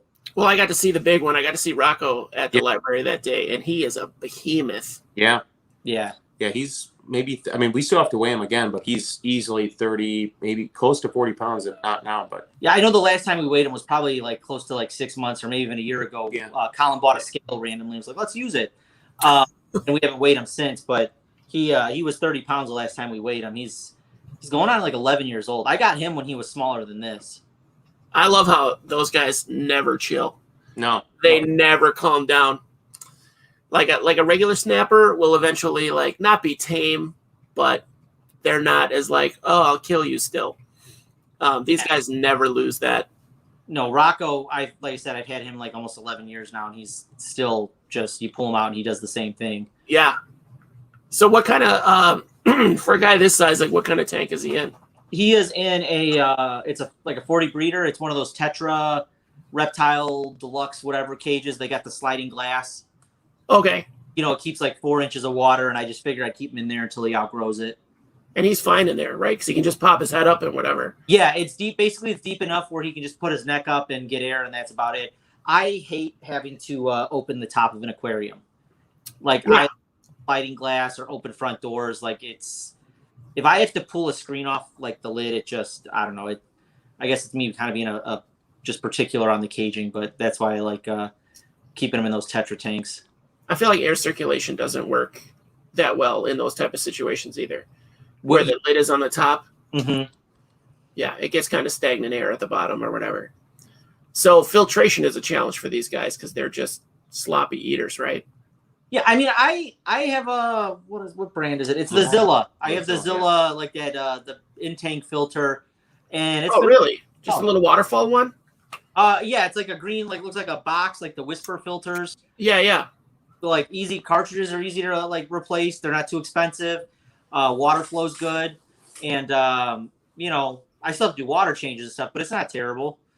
Okay, cool. Well, because I know these guys are super restricted, right, or illegal in Illinois. Yeah. We have to. So we have the permit for these guys, and then 2 other animals we have to have permits for, and then we have to have proof of purchase. So I kept the receipt and stuff saying that Groot here came from Loggerhead Acres and he was a captive produced animal. So he's just that's just so you got the permit for education class, basically education system. Yeah, like I want to say with these guys, I think I filed it under like hobbyist permit. The gator is a specific educational animal. Yeah, right. Because they're are they endangered now because of people keeping them, or they eat them, or I think it's in Illinois, it's I believe habitat loss and overharvesting, and then overall it's overharvesting, habitat loss. Like hillbillies like to eat them. Right. And a lot of Catholics eating those turtles. Catholics? Yeah, there's when we go to shows and stuff, you gotta cater to your crowd, but the Pope doesn't consider reptiles a meat. So along with fish, amphibians, so Catholics, just like all good Catholics, I'm a Catholic myself. During Lent, fish is meat. I don't care what you're saying, but fish is meat. So again, you go through all the loopholes. So if I'm, turtle's on the menu, I'll eat turtle. But so these animals were over harvested during those times, and it's kind of unfortunate. And too, in those areas, like parts of Louisiana and stuff, like low income areas, you get $200 for a big turtle. Yeah. Of course, you're gonna sell it. The best Coyote Peterson video I saw is him jumping out of a boat to get a giant snapper, and when he grabbed the one he was looking for, but then he was standing on another one, apparently, like there were 2 of them there. They were massive, and he got bit in the finger. Like it took the end of his finger off, basically. And he still brought the turtle up. Like, I had to give him props. Like, he still brought the one up that he had, but he was scared to get off of the other one. Wow. I was like, that makes sense. Been bitten by any of these. But for your show, I'll do it live. No. I was like, yes! Wait, Colin, yes! Oh, man. If If I celery stick handy? right here. His, like, compared to Rocco, his beak just looks sharper. It's so sharp. Like, I feel like this guy is going to be a Try monster. to get him close so they can see the worm in his mouth. Did they just... oh, there it is, yeah. Did they just tear fish in half, like, one bite, and it's like scissors? Yeah, or, like, he'll bite a fish, and it just... I don't feed him a lot of fish. I do a lot of pelleted food. Okay. There's an Asian food market that we go to that has all kinds of, like, the stuff that you and I keep in an aquarium, they have it for cooking. So, And, like, the whole fish. Like, they have the whole fish there. whole fish, from, like, clown knives to, like, apple snail meat to various... It's, like... It's great. I love that store because it's just, like, I buy so much stuff. I stock up my freezer with stuff to feed the animals. They get a huge variety of this, that, and the other. Yeah. We were just talking to somebody a couple weeks ago, I think, that they were talking about overfeeding snakes. Now, it was last week. It was Drew. He keeps the snakes pretty lean. So these guys I know have a really slow metabolism. So how often are you feeding them? It's going to sound bad, but it's kind of just like when I walk by, like when I remember. Like, I'm like, oh, hey, I'll throw some food in there. Okay. But it's not like I feed every day. Rocco. I guess probably on average, he's probably getting fed 2-3 times a week. You know, it's like one of those, oh, hey, I'll throw some food in there. And then every now and then I give like the pelleted food. And then kind of just whenever I'm unthawing stuff, I'm like, oh, here's some snail. Here's some bigger like smelt or shrimp. And then Rocco probably feed once a week, depending on what the prey item is. If I give him, you know, like a big trout, he might eat like, you know, I might not feed him for 2 weeks or something. Okay. Yeah. Because I know these guys that don't move, like obesity. They can get fat. Right. And I mean, they look great. These guys look great. Rocco looked great last year anyway. He might have some COVID pounds on him. He doesn't look like he can't fit in his shell. Right. He can still retract a little bit if he has to. Yeah. And I try to stick to mostly fish. Like, I mean, I do like Rocco, I'll give him like chicken legs and quail, but I try to do mostly like fish and like, you know, like the shrimp or squid or cuttlefish or something. Okay. Or frog legs. That's awesome. Yeah, frog legs. They do give them some frog legs, but I know a lot of people like, you know, chicken's cheap and, you know, these don't eat birds. I mean, they will eat some birds, but it's not like every meal. Right. Because I've heard them take ducklings down or whatever. Yeah. Yeah. Thing I've been nerding out is just the diet on a lot of our animals. It's kind of one of those COVID things. I'm like, well, we're not doing shows. Might as well just find something to mess around with. And variety. Yeah. Yeah, for sure. That's awesome. That is awesome. These guys are so cool. I can't believe people take them for granted or eat them. Like they look disgusting. Yeah. Yeah, they do. I don't get it, but like who looked at that and was like, get it in the pot like a lobster? Like who wanted to eat that? Right. That's a good point. That is a great point. Or like think about who's the first person to lick a toad. Somebody. Do you know some shaman? Oh man, I'm gonna lick that toad. Some shaman's kid trying to take his job, you know. Crazy. All right, I got one more shelled critter to show you. Awesome. Colin looks like he's gonna pass out. No, I'm just. We're both kind of tired, but figured we'll show you the stuff that we brought. Let me clean this guy off here. So this is Gucci, and Gucci is a radiated tortoise. Oh wow! So he is animals that we have to have a permit for. So Gucci's an animal that needs a permit. Groot, Rocco, and Chubbs the alligator we have to have a permit for. A friend of ours that had these reached out and was like, "Hey, would you be interested in one of these guys?" He doesn't. He did ask me not to name him, so I'm just throwing that out there. But okay. As a friend, but yeah, he gifted him to us for using him in presentation. So you know, one day when Gucci's big, he'll probably be coming to more, you know, birthday parties or school events because these are such like they're critically endangered in the wild because of you know, over harvesting. You know, people that you know practice fake medicine think that they provide some kind of medicinal use, and it's just unfortunate. But in captivity, they breed really well. I mean, these would like if it wasn't such a pain to get a permit for them, and selling them across state lines, I feel like they'd be like a perfect pet tortoise. But unfortunately, like with the, they don't want to. It's like risk. They don't want to be like worry about people poaching them and then trying to sell them. But they breed super well in captivity. So now, how big do they get then? You said the perfect pet tortoise. How big do these guys get? Roughly, like I want to say, like the bigger ones I saw were like that. Okay. Bigger than a redfoot, though. I mean, they're. I think comparable to size to a redfoot. Yeah. Okay. Okay. Redfoots vary. I feel like depending on like what people have. And the like, localities too. Yeah. Sometimes you'll see these monster redfoots, and sometimes you have on the smaller end. But the adults like that I saw in this were maybe watermelon or basketball size. You know what I mean? It's big. Okay. If you had a big, like a decent area, you could build like a cool big enclosure. But it's not super tiny either. Like if you want something bigger than a Russian tortoise, but yeah. And I'm interested to see how his color turns out as he gets older. Like he could go more black. I'm hoping he keeps some of this yellow on him, but I mean, he's gorgeous. That shell. Can we get him like to see him the whole shell? I feel like it looks like he's got a face on the back there. They kind of starred tortoise and stuff, but these and the plowshares are super sought after because one, their shells are so beautiful and they have to deface the shells on these animals to make them less valuable because a good chunk of what they take these animals for is the shell. They want the shell for jewelry, for whatever decor, whatever they want. So they'll go through with Dremels and deface the shell so that the species it becomes less valuable to these poachers. Like the rhinos, where they drug the rhinos and then you cut the horn off. Yeah. But yeah, we're excited for him to get big. I mean, hopefully this first year of having him was going to be, he just kind of stayed at home. And then once he puts on some more size, he'll probably start coming to more presentations. He might be something more like we use at a school or a library where we're trying to more of an educational setting. Okay.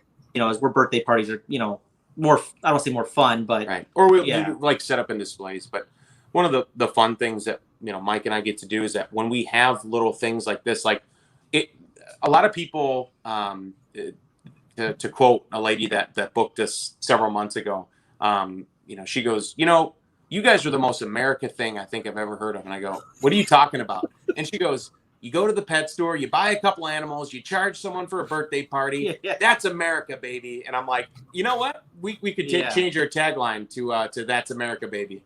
But a lot goes into curating the lineup of animals that we use. We're not just, again, buying an animal from a store and then implementing it. So there's so many steps that goes into adjusting the animals to wanting to go into a show. And honestly, then there's some animals that just aren't show animals that we're like, hey, you know what? This is just going to be a pet at this point. We tried it, or it's going to take a little bit longer for that animal to adjust. And so we love having animals, like the radiated, like our Aldabra, like, Groot, the alligator snapper, where those are kind of a long-term goal of like, hey, eventually they will be in the lineup and they will be amazing and animal ambassadors and amazing creatures to add to the lineup. Because, when I was a kid I remember the issue was it was Reptiles Magazine in '96. And it was a thing on tortoises, and it was just talking about sulcatas. But I remember there was a photo with a guy that had a redfoot, a leopard, a sulcata, and like a starred tortoise, all like in his hand, just in his palm. And I was like, wow, that is insane. And they had a bunch of pictures of other tortoises. And I'm like, man, those are the types of animals that I would love to have one day. And, instead of using, a Russian tortoise for a birthday party or, that, we'd love to utilize some of these more rare species because people watch Coyote Peterson or Brian Barczyk or Jay Brewer from Prehistoric Pets or but they're just on YouTube. And Mike and I are actually physically meeting with these people, and I think when they can touch these creatures and they can have hands-on interaction and be face-to-face with these animals, that is just as impactful, if not more impactful, because they're physically meeting us. We're real people to them, not just someone on a screen. And they're physically getting to touch these animals that all of those YouTubers and TV personalities and stuff are trying to focus some of their talks on. So, like we said before, we like to cater it to stuff that we would have loved to see as kids. but also too, it helps get this message out for conservation and for the preservation of these animals. So I love that, the intelligence that it brings to the kids. Like, I even saw that at the show, and like, you changed my mind on one of your stars, and she's coming in last, but right. I'm saving that story for that moment. But I'm not. I'll get to it when she comes out. I was going to say we can do her now if we could show her now, or did you want to see? I mean, really, is there anything that you wanted to see other than that, or I mean, did anyone else have any suggestions? Or is anyone still on? A lot of my people watch it the next day. They don't watch the live show, and they're like, "Oh, I didn't see it." Sure. Is anybody out that wants to see something? I mean, they've got a ton of stuff. So, is it all there? Is most of it there with you now, or is it? Half is at my house, half's at Colins. Like I brought a selection of things, and then I know he's got his stuff here. So okay. Can we see before we see Gamora? Gamora is a green anaconda. Spoiler. I put it in the description of the video. Do you have your Tegu? Yeah, I've got one of Tegus for sure. I don't have. I'll just because of how hard it's going to be to take Vito out, which was the funniest part. Yeah. The program he kept on popping out. I'll bring out Bert, who's a little bit smaller and a little bit easier. We can. Awesome. So Vito, while Colin's grabbing Bert, while I was at the show at the library, Vito kept busting out of his. All of a sudden, Colin had the snapper turtle out, which was 30 pounds plus, right? And he's just got his mouth open. He looks demonic. And there's a container, this big Sterilite container, the lid's just boom. And no one's watching the snapping turtle. The snapping turtle is like one of the stars of the show. Nobody cares about it at all because the lid is popping off of this thing. So all of a sudden, boop, the head comes out, and it's Vito, this big he's massive. he's a big boy. He's got to be like 5 feet long from nose to tail, right? Maybe about 4. Yeah. 4? Okay. I exaggerate a lot. But he's 12 pounds. He was like 16 feet long. Oh, look at this guy. I feel like reptiles in general, everyone exaggerates. So this is Bert. So this is another grow out. So I've had Bert since October of 2018. And so this is called a red tegu. And obviously they're the same species as the black and whites. They're just a different color, which I believe is a different locality in that aspect. And so this guy's still a grout, but we've just started utilizing him for birthday parties, for some of the presentations.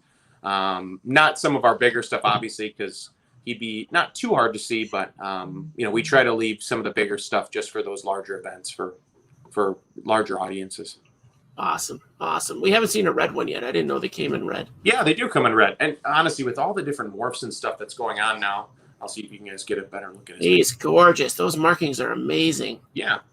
And you can see that tongue he's got going there. His name is Bert, after Bert Langerwerf. For any reptile nerds that knew what Agamid International was, but Bert Langerwerf was a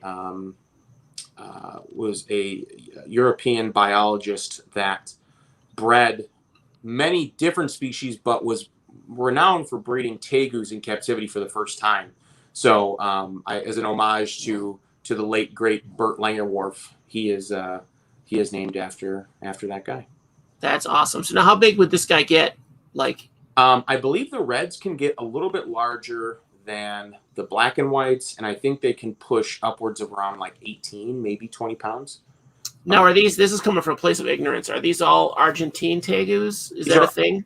Yeah, there's different. There's Colombians, and then there's just different varieties of that. So there's like the gold tegus, There's a Chicolin or something. Chicolins. Yeah, there's a couple different varieties of And them. I believe they can interbreed. That's how they get some of the morphs. Like I think they tegus with reds to get certain colors. Yeah, they're called like ice, or there's albinos. We've got one named Blue, who was a rescue. Someone decided to purchase it and keep it under their bedroom or their dorm room bed at Northern for a few semesters, and that was the best idea. But so we have her now, and people that have tegus is like, wow, is that like a melanistic or whatever? Because she's almost all black, like her face is all black. Wow. But so it's surprising when you show off an animal and people are like, wow, that's unusual, or that's cool. I'm like, oh, I guess I didn't realize that. So that is cool when they get to see that. Yeah. Something they haven't seen before. Like, I like to see those color morphs. Yeah. We tried to do a test on Kyle's. My co-host has a black and white Tegu who doesn't like cornflower blue. Like she'll attack anything that's cornflower blue. Like she comes flying out after it and then drags it back to her cage. Huh. So we tried it on Kyle's, but Kyle had just power fed or something and he was asleep. So yeah, he even hauled him out of his cage and he was just like, dude, come on. So nothing. I brought some blue items for him to try to attack and he didn't go after it. Yeah, this one, I try with all my animals, I try to do more target training when it comes to opening up cages with the lizards, at least, just so I'm not, even with the alligator is the biggest one, but with the lizards, they have such a strong feeding response that they come barreling at you when it comes to opening up the cage because of how aggressive that food response is. But target, they're so smart. Oh my gosh, absolutely. But it's weird, most people are like, have you ever gotten bit by a snake or have you ever been struck at by a snake? And I go, every day I am struck at from the cage, but people don't realize that snakes are just reactive. Like if they're sitting there and a warm body walks by, they think that it's food or they think they're, something's coming out to be fed. So, I go, no, these animals, when they're out of their enclosures and they're, in the public, it is showtime. It is not food time. It is not, so a lot of people are confused at, and when we say stuff like that. So now the guy we talked to last week, he's doing kind of an education petting zoo, and then with display animals too. But when he does his educational things with his reptiles, especially his snakes, he said he times their feeding. Yes, so it goes like just after their dump because he got dumped on in one of the first shows, and it was. I would have thought that was the best thing ever at a show, but he did not agree.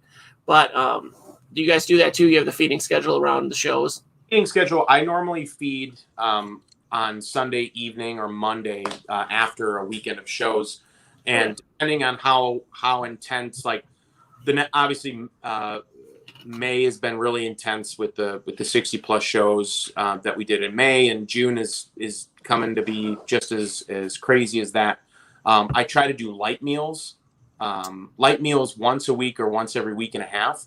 And then during COVID, because we weren't really doing all that much, I was literally just hammering them with food because I'm like, you guys typically don't get to be gluttons. So, to give our berms and the big anaconda and stuff like that, a proper meal would be like, my God, 30 to 40 pounds of poultry or rodent or whatever. I mean, they just love to eat.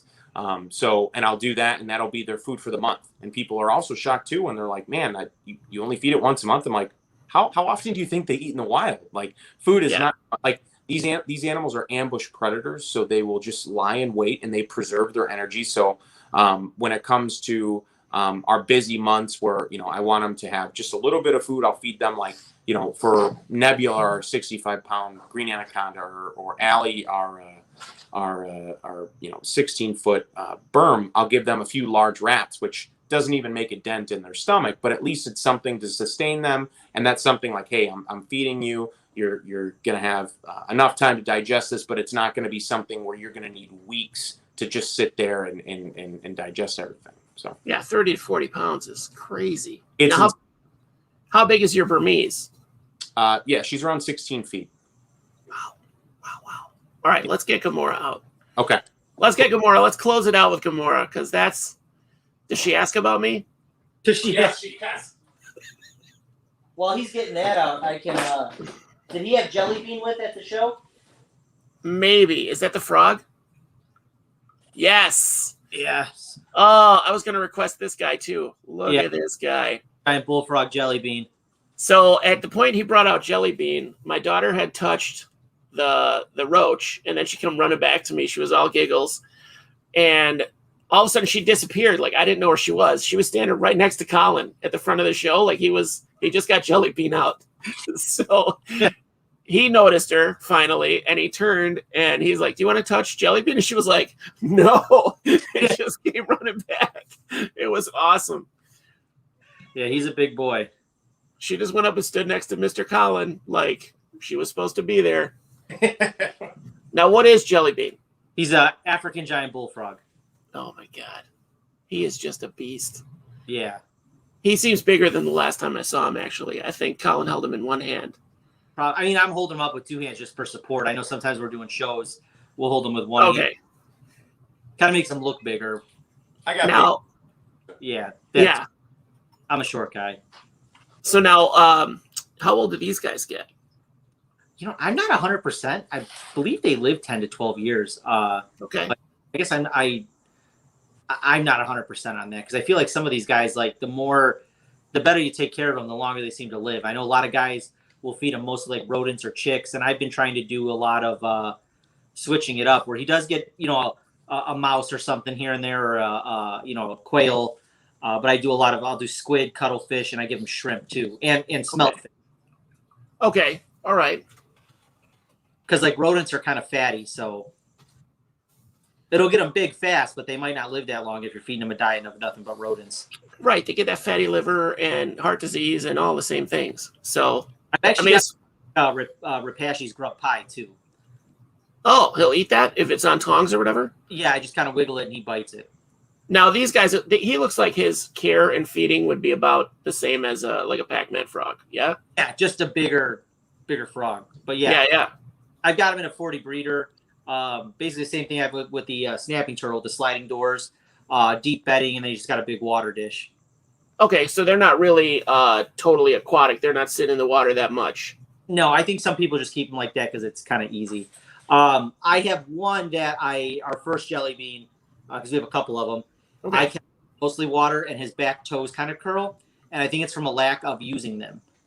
Okay. Did it make sense? Yeah, absolutely. The muscles will atrophy, and so now everybody's on a soil substrate. But not with Gamora here, so I'm going to put him away. Yeah, she might look at him a little different than we do. Yes. Yeah, I don't know if she's going to sit super still, but. So Gamora was also at the show. Is that she's the little one you said? Oh, smells like chicken. Yeah. Oh, okay. My girlfriend's got chickens, and I was helping her with them before I came over here. Okay. All right. I can't get over how smart these guys are. Yeah. Now Gamora's the small one, yeah? She is the small one, yeah. And she weighs like 50 pounds? No. No, what did you say? What did she weigh? Maybe 20. It's been I don't know if I've weighed her. Snakes are misleading with their weight. Yes, they are. Feel heavier than they are. Okay, because I remember not struggling, but I was impressed with the weight of this animal. Sure. Yeah, absolutely. I was like, whoa, because I remember Colin was like, do you want to hold her? And I was like, nah. And so, I don't know. It was like I was like, I'll never get this chance again, right? Right. So, and I've never been impressed with constrictors, watching them on TV or whatever. I was like, how do people get killed by these things? Like, you could just choke them out. Right. As soon as she got on me, she made no aggressive moves whatsoever the entire time I held her. Right. But you can just feel that muscle rippling against your skin, and you know, like, if she wanted me, I was done. Sure. And she's a juvenile. She's not even that old. No, she's not. Yeah, I never thought that I'd own an anaconda. You know, growing up, Mike and I, both, had basically heard, stories and had worked with an anaconda with their former employer. And that thing was just, and they called them fire hoses with teeth. They were just animals that just did not want to be messed with, were animals that you could not handle without just getting completely lit up and torn up. And, once they started captive breeding these animals, they, you breed the fear, you breed that wild mentality out of these creatures, and they're like puppy dogs. It is insane. And so I got her, an acquaintance of mine, and had said, hey, I need to make rent, or I need to make payment on something. It was right around Christmas. And maybe a few days before Christmas, he's like, I only need like $175. And I'm like, and you want to sell me a green anaconda? Like, and he's like, yeah, sure. So, he's like, hey, she's captive bred, she's feeding good. And I'm like, all right, cool. Sounds good. And so I picked her up, paid him $175. Oh my God. Right. But what was crazy was when I got her, it wouldn't eat for me. It wasn't eating rats, wasn't eating mice. And I started feeding her chicken. Like, I started feeding her chicks, day-old chicken and stuff like that. And now I feed her like turkey leg.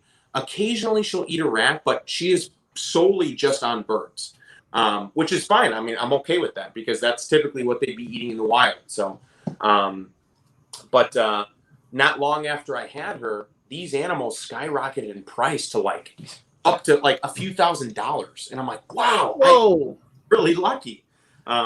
So I was really glad that I got her when I did, because I got her as a baby. And I'm like, well, I know at least how old she was, and that I'll be hopefully spending the rest of my life with her, and she'll be spending the rest of her life with me. So. And how long can she expect to live in captivity? Large constrictors around 20 years, but it's not unheard of for them to live, into their mid-20s and even into their 30s. I think the one at the Shed Aquarium's in its mid-20s. Yeah, but that one I heard is not doing so hot right now. It's had some medical issues. Oh, so. I mean, it's old. It is old, yeah. That's a really cool setup they have for that one, though. That one and the caiman lizard next to it is. Yeah. So is it caiman lizard? Am I wrong? Yeah, no, it is a caiman. Yeah. Okay. We've got. We love telling people too. We bring our caiman lizards to shows. We bring our green anacondas, and we say too, we're like, we love promoting the Shed Aquarium and saying that the Shed Aquarium is the reason why we can keep caiman lizards in captivity today, because they were the first to breed them in the early 2000s. That's awesome. And because of the Shed Aquarium, now people are trying to breed them and keep them in captivity. So we're glad that we can pump up our local institutions for some of these cool ambassadors that we've got. We heard they had some issues. They had a bullet ant. We were talking about their bullet ant colony that they had in the Amazon. They didn't have it in there the last time I was there. Yeah, they had to take it out. Like, they were having issues with it. So I think they were having issues with them getting out, or I don't know what the deal was. I heard different rumors. Because they had those giant cave roaches in there the last time I went there. Yeah, they haven't had the bullet ants in a while, as far as I know. But that was a cool setup. Yeah, the Rising Amazon is a really cool exhibit. That was probably one of the coolest things I think they've ever done. Yeah. Look at her go. Yeah. But yeah, green anacondas can reach upwards of over 500 pounds. On average, they'll be anywhere between 18 to 28 feet long in captivity. And they're just literally pound for pound one of the strongest animals I think I've ever messed with. It was crazy. It was crazy to me how you could just feel the power. Yeah. But it's also cool, too, because we're one of the only people now that are utilizing a green anaconda in our shows. So that's another. Sorry, she just ate, Josh. So okay, all right. But are you gonna? I would feed you to that snake for sure, because you're such a pain in the ass. But we're one of the only shows that are utilizing green anacondas in our educational show. So that's another benefit to us. But I'm glad that I took the chance and said, hey, you know what? For $175, I'll give it a shot. And she turned out to be a dream, man. She's one of the coolest snakes I think I own. Well, how did you get Nebula then? Did you have her longer? So Nebula is a cool story. So Nebula we got from a friend of ours up north, and he has he's a curator at a nature center in Lake Forest. And so what happened was that animal had been abandoned in an apartment in Colorado. And our friend in Lake Forest is pretty well connected, and people reach out to him from all over the United States and said, hey, we've got this anaconda. It was abandoned. It's got a couple scars on it stuff. They think that it may have gotten chewed on by some rats in this abandoned apartment, or it may have gotten burned because it was up on the radiator. So they're like, hey, we don't know anything about this thing. We don't know about its temperament, but if you'll take it, because we'll end up putting it down because there's nowhere to put it up down here. Right. Took it, had it for about a year, and he goes, listen, we don't have any space for this animal. I really don't want to be messing with this creature. I don't know. I don't have much experience with them. I just, I wouldn't want to take the chance with it. So I'm like, all right, well, I've dealt with Gamora, and she's been a breeze, and I've dealt with the nasty ones in the past, just at former coworkers. And I'm like, all right, I'll take a chance on her. And she ended up being a fantastic addition too. So when we got her, she was probably about this size when we got her. And then, she just ballooned up. She went from around 25, 30 pounds to 65 pounds within a couple of years. She's insane. So, but again, puppy dog tame. I'm like, man, it's crazy. Once you get a couple generations away from that wild caught animal, when they don't fear you, they're just content being with you. It is the coolest thing. So, definitely promote that captive breeding. I think if iguanas and some of those animals that people are like, oh man, I like them, but they're always so aggressive. If those animals were more captive bred, you'd see a little bit more of that animal's personality than just its fear response. I feel like the green iguana in that case, like they need so much space. They do. They need a lot of space, but they also do need a lot of time. My newfound skill has been the iguana or the lizard whisperer. I mean, Mike can tell you that there's been animals that have come in and he's like, dude, I don't know if this thing's ever going to be utilized for shows. And within 6 months, I've gotten this animal to start, sitting on a table for 4 hours, having kids come up and love all over it. So, it is crazy, to get into the mind of an animal, and that going back to the most rewarding part of it, earning the trust of an animal is the most amazing feeling in the world, because that animal, generations and generations of evolutionary instinct has taught this animal that all other creatures are trying to eat you. So for this animal to drop its fear and gain trust in me is a fantastic thing. I think any animal keeper that has earned the trust of their pet knows exactly what that feels like. That's awesome. Yeah, I like to start with animals that are just already like that because I don't have the time to put into it. Sure. And honestly, we do too. But sometimes when it comes to some of these unique species, like the rhino iguanas, like the frilled dragons, basilisks, those types of lizards, it's few and far between when you're going to find a socialized one right off the get. So yeah, it's to be able to utilize, and in the caiman lizards too. I mean, that's a huge one. But for us to really utilize those animals in our program, we really do have to put the time in, because not many people are doing what we're doing right now, and the more time we put in, the more rewarding and just unique experiences we're going to offer the public, and we're going to offer our audiences. Now, I want to remind everybody watching, I know Colin is selling the crap out of green iguanas, but Mike and Colin are professionals. These are not pets for everyone. No. So, yes, sorry. Yes, absolutely. The iguanas, I don't think I've ever, the only iguana we've ever purchased was the albino iguana, but all the iguanas that I've had have literally been drop-offs. I don't think I've ever paid for an iguana. They've all just been drop-offs, and it's unfortunate because they're beautiful creatures, but they absolutely do need a lot of time. Do your research before, just like with any animal. Do your research, understand what you're getting into. There's plenty of websites on green iguanas and plenty of forums on those. But if they're cool, I think that they're one of the most iconic of all the animals. I think when people ask, when we go to shows, a lot of other reptile educators, that we're friends with in the area will say like, hey, like people don't care if it's a Komodo dragon or a bearded dragon.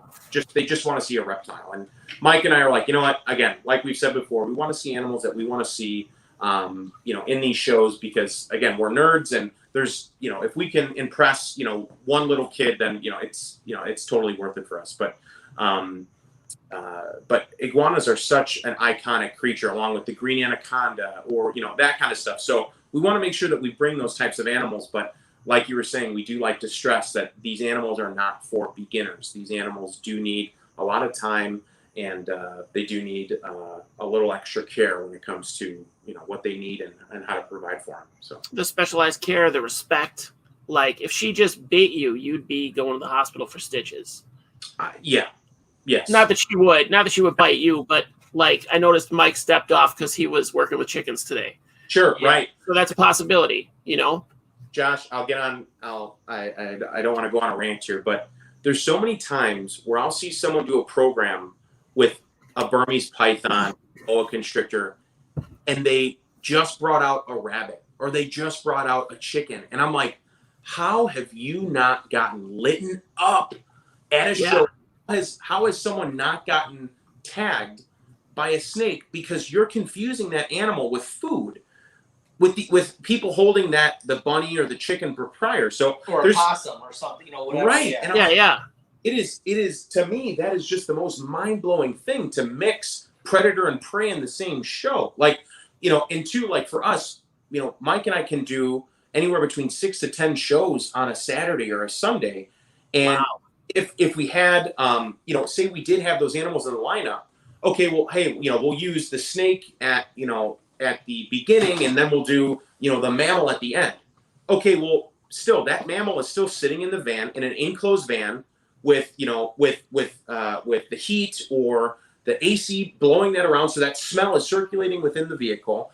Whoever held that animal prior still has the smell on it. So I'm like, there's no escaping it. And I know, keeping snakes literally my entire life, my snakes, if they smell something, they'll try to eat it. Yeah. Try to eat it. They're just responsive like that. So even when Mike and I do birthday parties, we'll say, hey, if we're going indoors, if you have any guinea pigs or anything like that, or birds, just don't interact with those. Or we've done shows where they're like, hey, we're gonna do this in the living room. All right, cool. And they've got a huge finch display, and we're like, all right. So we know it's a gorgeous display, and I think the guy said that he had it built from someone that builds them for senior living facilities. But it was a beautiful oak display with these elaborate exotic finches that were absolutely gorgeous. But I'm like, listen, I don't really want to be going over the evolution of the species, the origins of the species here with Charles Darwin and the finches, but these are Chuck D, as I love to call them. But my snake eats birds, and we need to maybe move over to the next thing, or we're going to be a little bit more cautious, say, hey, we're not going to allow anyone to hold it, but we're going to, you guys can pet the body, we're going to maintain control of the head, which is pretty standard when it comes to our shows. But I saw that with a couple of your animals at the show that you did. Don't want the dog smell to get sometimes, and dogs too. Dogs are a huge variable, because you never know if that dog is going to be like, snake, oh, and then just come at the snake. People don't know how their pets are going to react when they see our stuff, and vice versa. So, right. But yeah, sorry, you were saying something about the show. I remember there was a snake that you only let the kids touch the body, or the tegu was just the body that they could touch, not the face. Right. And a lot of times too, you almost have to set boundaries like that, because not that the snakes don't mind a little scratch underneath the chin, or the tegu. Oh my God, the tegu and the iguanas love scratches underneath their jowls and stuff. But the kids can take that to the next level if you don't set boundaries when it comes to that. So their little hands become little assault weapons, because they're just firing at all cylinders. You're like, listen, guys, I want you guys to get as much out of this as you possibly can, but also these are live animals. These are animals. They do have boundaries and stuff. So just like we teach these critter classes, and they're basically junior ecology classes. So we'll bring live animals to show, or to the park district. And then, in the warmer months, we get to go outside and we look for stuff. And when Mike and I catch a frog or a snake or a turtle, whatever we find out in the field, kids are like, can I hold it? Can I touch it? And I goes, guys, this is a wild animal. This can have a heart attack. So when they're like, can I pet it? Can I pet it? Can I pet it? I'm like, no, we're going to look at it, and then we're going to let it go. It's probably shocked that we even caught it. So we're going to look at it. You guys can check it out, get a close-up look, but then it's going to go back into the water. We don't, I don't think the kids, totally understand that, we put a lot of work into the animal. She's sleeping right now. But we put a lot of work into these animals, and we don't want to be stressing out the wild ones that we caught, as during classes. So you catch wild animals during the classes that you're doing? Yeah. So it's Mike was nerding out on Pokemon, but I love using Pokemon Go as is kind of a pitch to parents in park districts that we're pursuing. But it's, many kids are stuck on their phones playing video games and, the virtual reality and stuff. And they love the Pokemon Go and Minecraft and all this stuff. I'm like, you guys realize that you can find snakes right in your backyard. You can find, turtles and bugs and all these different things literally within your town. You just need to know where to look. And I think that element of childhood is kind of gone. I think everything's kind of gone to being more solitary, and sports. I think sports will always be a big thing, but just kids having that adventurous side, even being a 90s kid, I still idolize people like Indiana Jones or Dr. Grant from Jurassic Park, where I'm like, man, I want to go out and discover stuff like that. Yeah. I want to physically find, my lost world of like, oh man, this area is great for crayfish, this part of the creek or whatever. And I didn't care if I was covered in mud and smelled like dog crap by the time that I got home at the end of the day. But it was so much more fulfilling than playing video games. I never really fell into the trap of video games or anything like that. Not to say they're not fun, because I think they really do serve a purpose, but there's a huge industry behind it. But I'm like, man, if kids just flipped a rock in their landscaping, I think they would be completely amazed at what they can find. And again, it goes right back to Isopods. There's literally Isopods right outside your front door. It's crazy to see just what's out there. And, I think people think that it's just more exotic, and we've got so many cool species here in Illinois. Oh, definitely. Illinois, I had no idea until I started getting into it, especially with the ants. Like, I had no idea we had more than like 4 species of ants in the state. Sure. So it's insane to me to know that there's like, I don't even know how many. I would say upwards of 80 species in the state. But it's a long state with different, Sure. Yeah. So down south, I guess there's a ton that you can find. We go from region 5 to, I don't think we're at 7. Southern Illinois has got to be at least 6. Maybe, I don't think the tip of Illinois is maybe region 7 or zone 7. I don't know. But yeah, I don't know. A bunch of different temperature ranges when it comes to up from north to south. But yeah, no. So those critter classes are just a venue for kids that love animals, love nature, and Mike and I are botany amateurs, so we love talking about native prairie plants, and I think these kids see how passionate we are, and like we said before, the energy of just us being excited about seeing stuff translates to these kids, and they're just as excited to find this stuff out in the wild as they are when we're taking out some of the animals at the end of class, where we're talking about carnivores, or we're talking about different continents of animals, or whatever it is. But it's cool, because if Mike and I were that age, that would be something that we probably would have skipped wrestling practice or football or whatever it was, just so we could accommodate for critter class, because it's a lot of fun. So, and they're becoming very popular. We started off teaching these right after I graduated from Governor State in 2017 with just one, and as of 2021, like January, they just started piling on. We've got, I think, 11 or 12 park districts now. That's awesome. That are just like, listen, whatever you can give us, we'll take. I'm like, oh wow, okay. So, but it's a lot of fun. They're really cool classes. I feel like a lot of that stuff, that public stuff, has been in huge demand now that they're loosening all the restrictions and everybody's feeling safer and Absolutely. Vaccinated and all of that. So, that's great. That's great to hear, you guys, because I know you're struggling during COVID. Yeah. So, because just feeding all of that and the upkeep of all those animals has to be crazy. Yeah, it can get pretty expensive. I mean, just the produce alone. I mean, Mike and I think we'll drop $150 to $200 every other week just on big crates. We'll go to the local grocery store, and I haven't really asked them what kind of deal they give us, because I feel like we're almost getting a wholesale price, but we'll get crates of romaine and turnip greens and all these different fruits and vegetables for a decent price. I mean, we'll get a box of maybe 30 to 35 heads of romaine, good sized heads of romaine, for like $25. So wow. less than $1 a head of lettuce. So, but we're real grateful for that. But yeah, it can get costly. I mean, these tortoises that we have are over 100 pounds. And we've got, 2 of those guys that are in the 75 to 100 pound range. We've got a 45 pounder. We've got, and a bunch of other different tortoise species, as you would kind of see them. I remember you brought that massive tortoise. Was that a sulcata that you brought? The tortoise, yeah. He is huge. So I'm from the era where we got to ride on Galapagos tortoises when we went to the zoo as a kid. And that is so abusive and shitty now. I'm like, sure. I abused animals. Yeah. So I have pictures of me riding on a Galapagos tortoise as like a 5-year-old. Dude, that you might have to send that to me in Messenger. That is insane. I'll have to find it. My mom's got it, so I'll have to see. We allow, like, if we see like a newborn or a 1-year-old and stuff, we'll say, hey, if you want a picture and stuff, we'll allow them to get a picture on the tortoise's back. But it's not like, hey, grab your juice box and head around the yard. Right.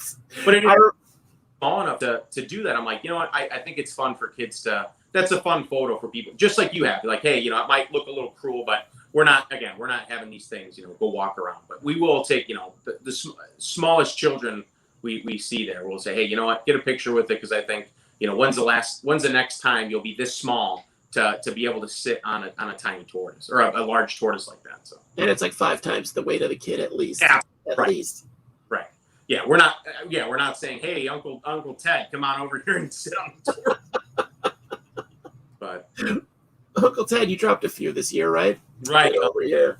Keto's working out great.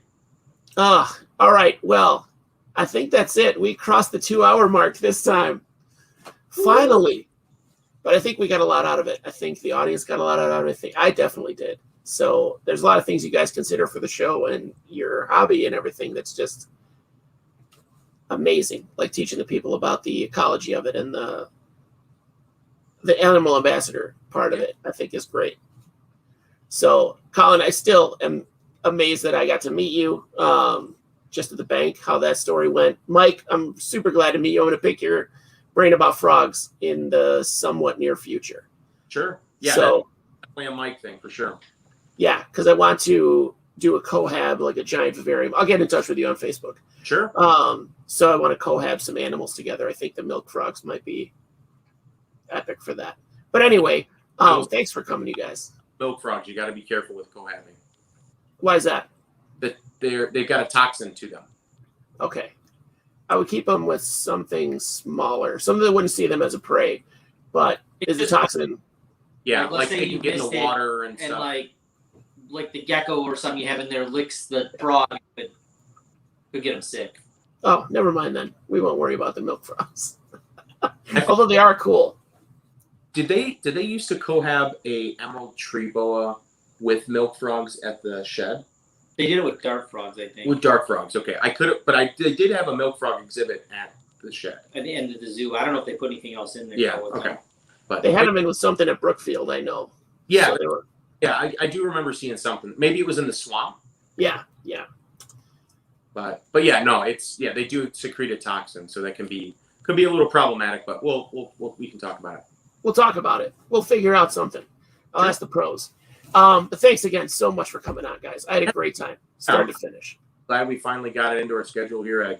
I know you've been asking me for a while, and I'm like, man, I wish, but we literally I don't even have time to sleep. So this is my first day off, and I'm like, all right, hey, June 1st, let's schedule it so I don't do anything else. So That's awesome. That's awesome. And it worked out for me because I had to pile other people in at the last minute. So thanks a lot, guys. And come back anytime.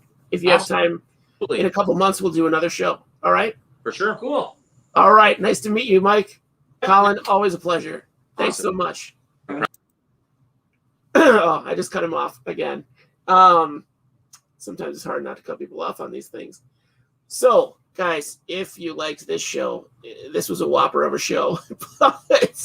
Like, subscribe, click the bell icon so you know when we're having them. It's Tuesday nights. I may be posting some other videos in the near future, just about my own stuff, just random.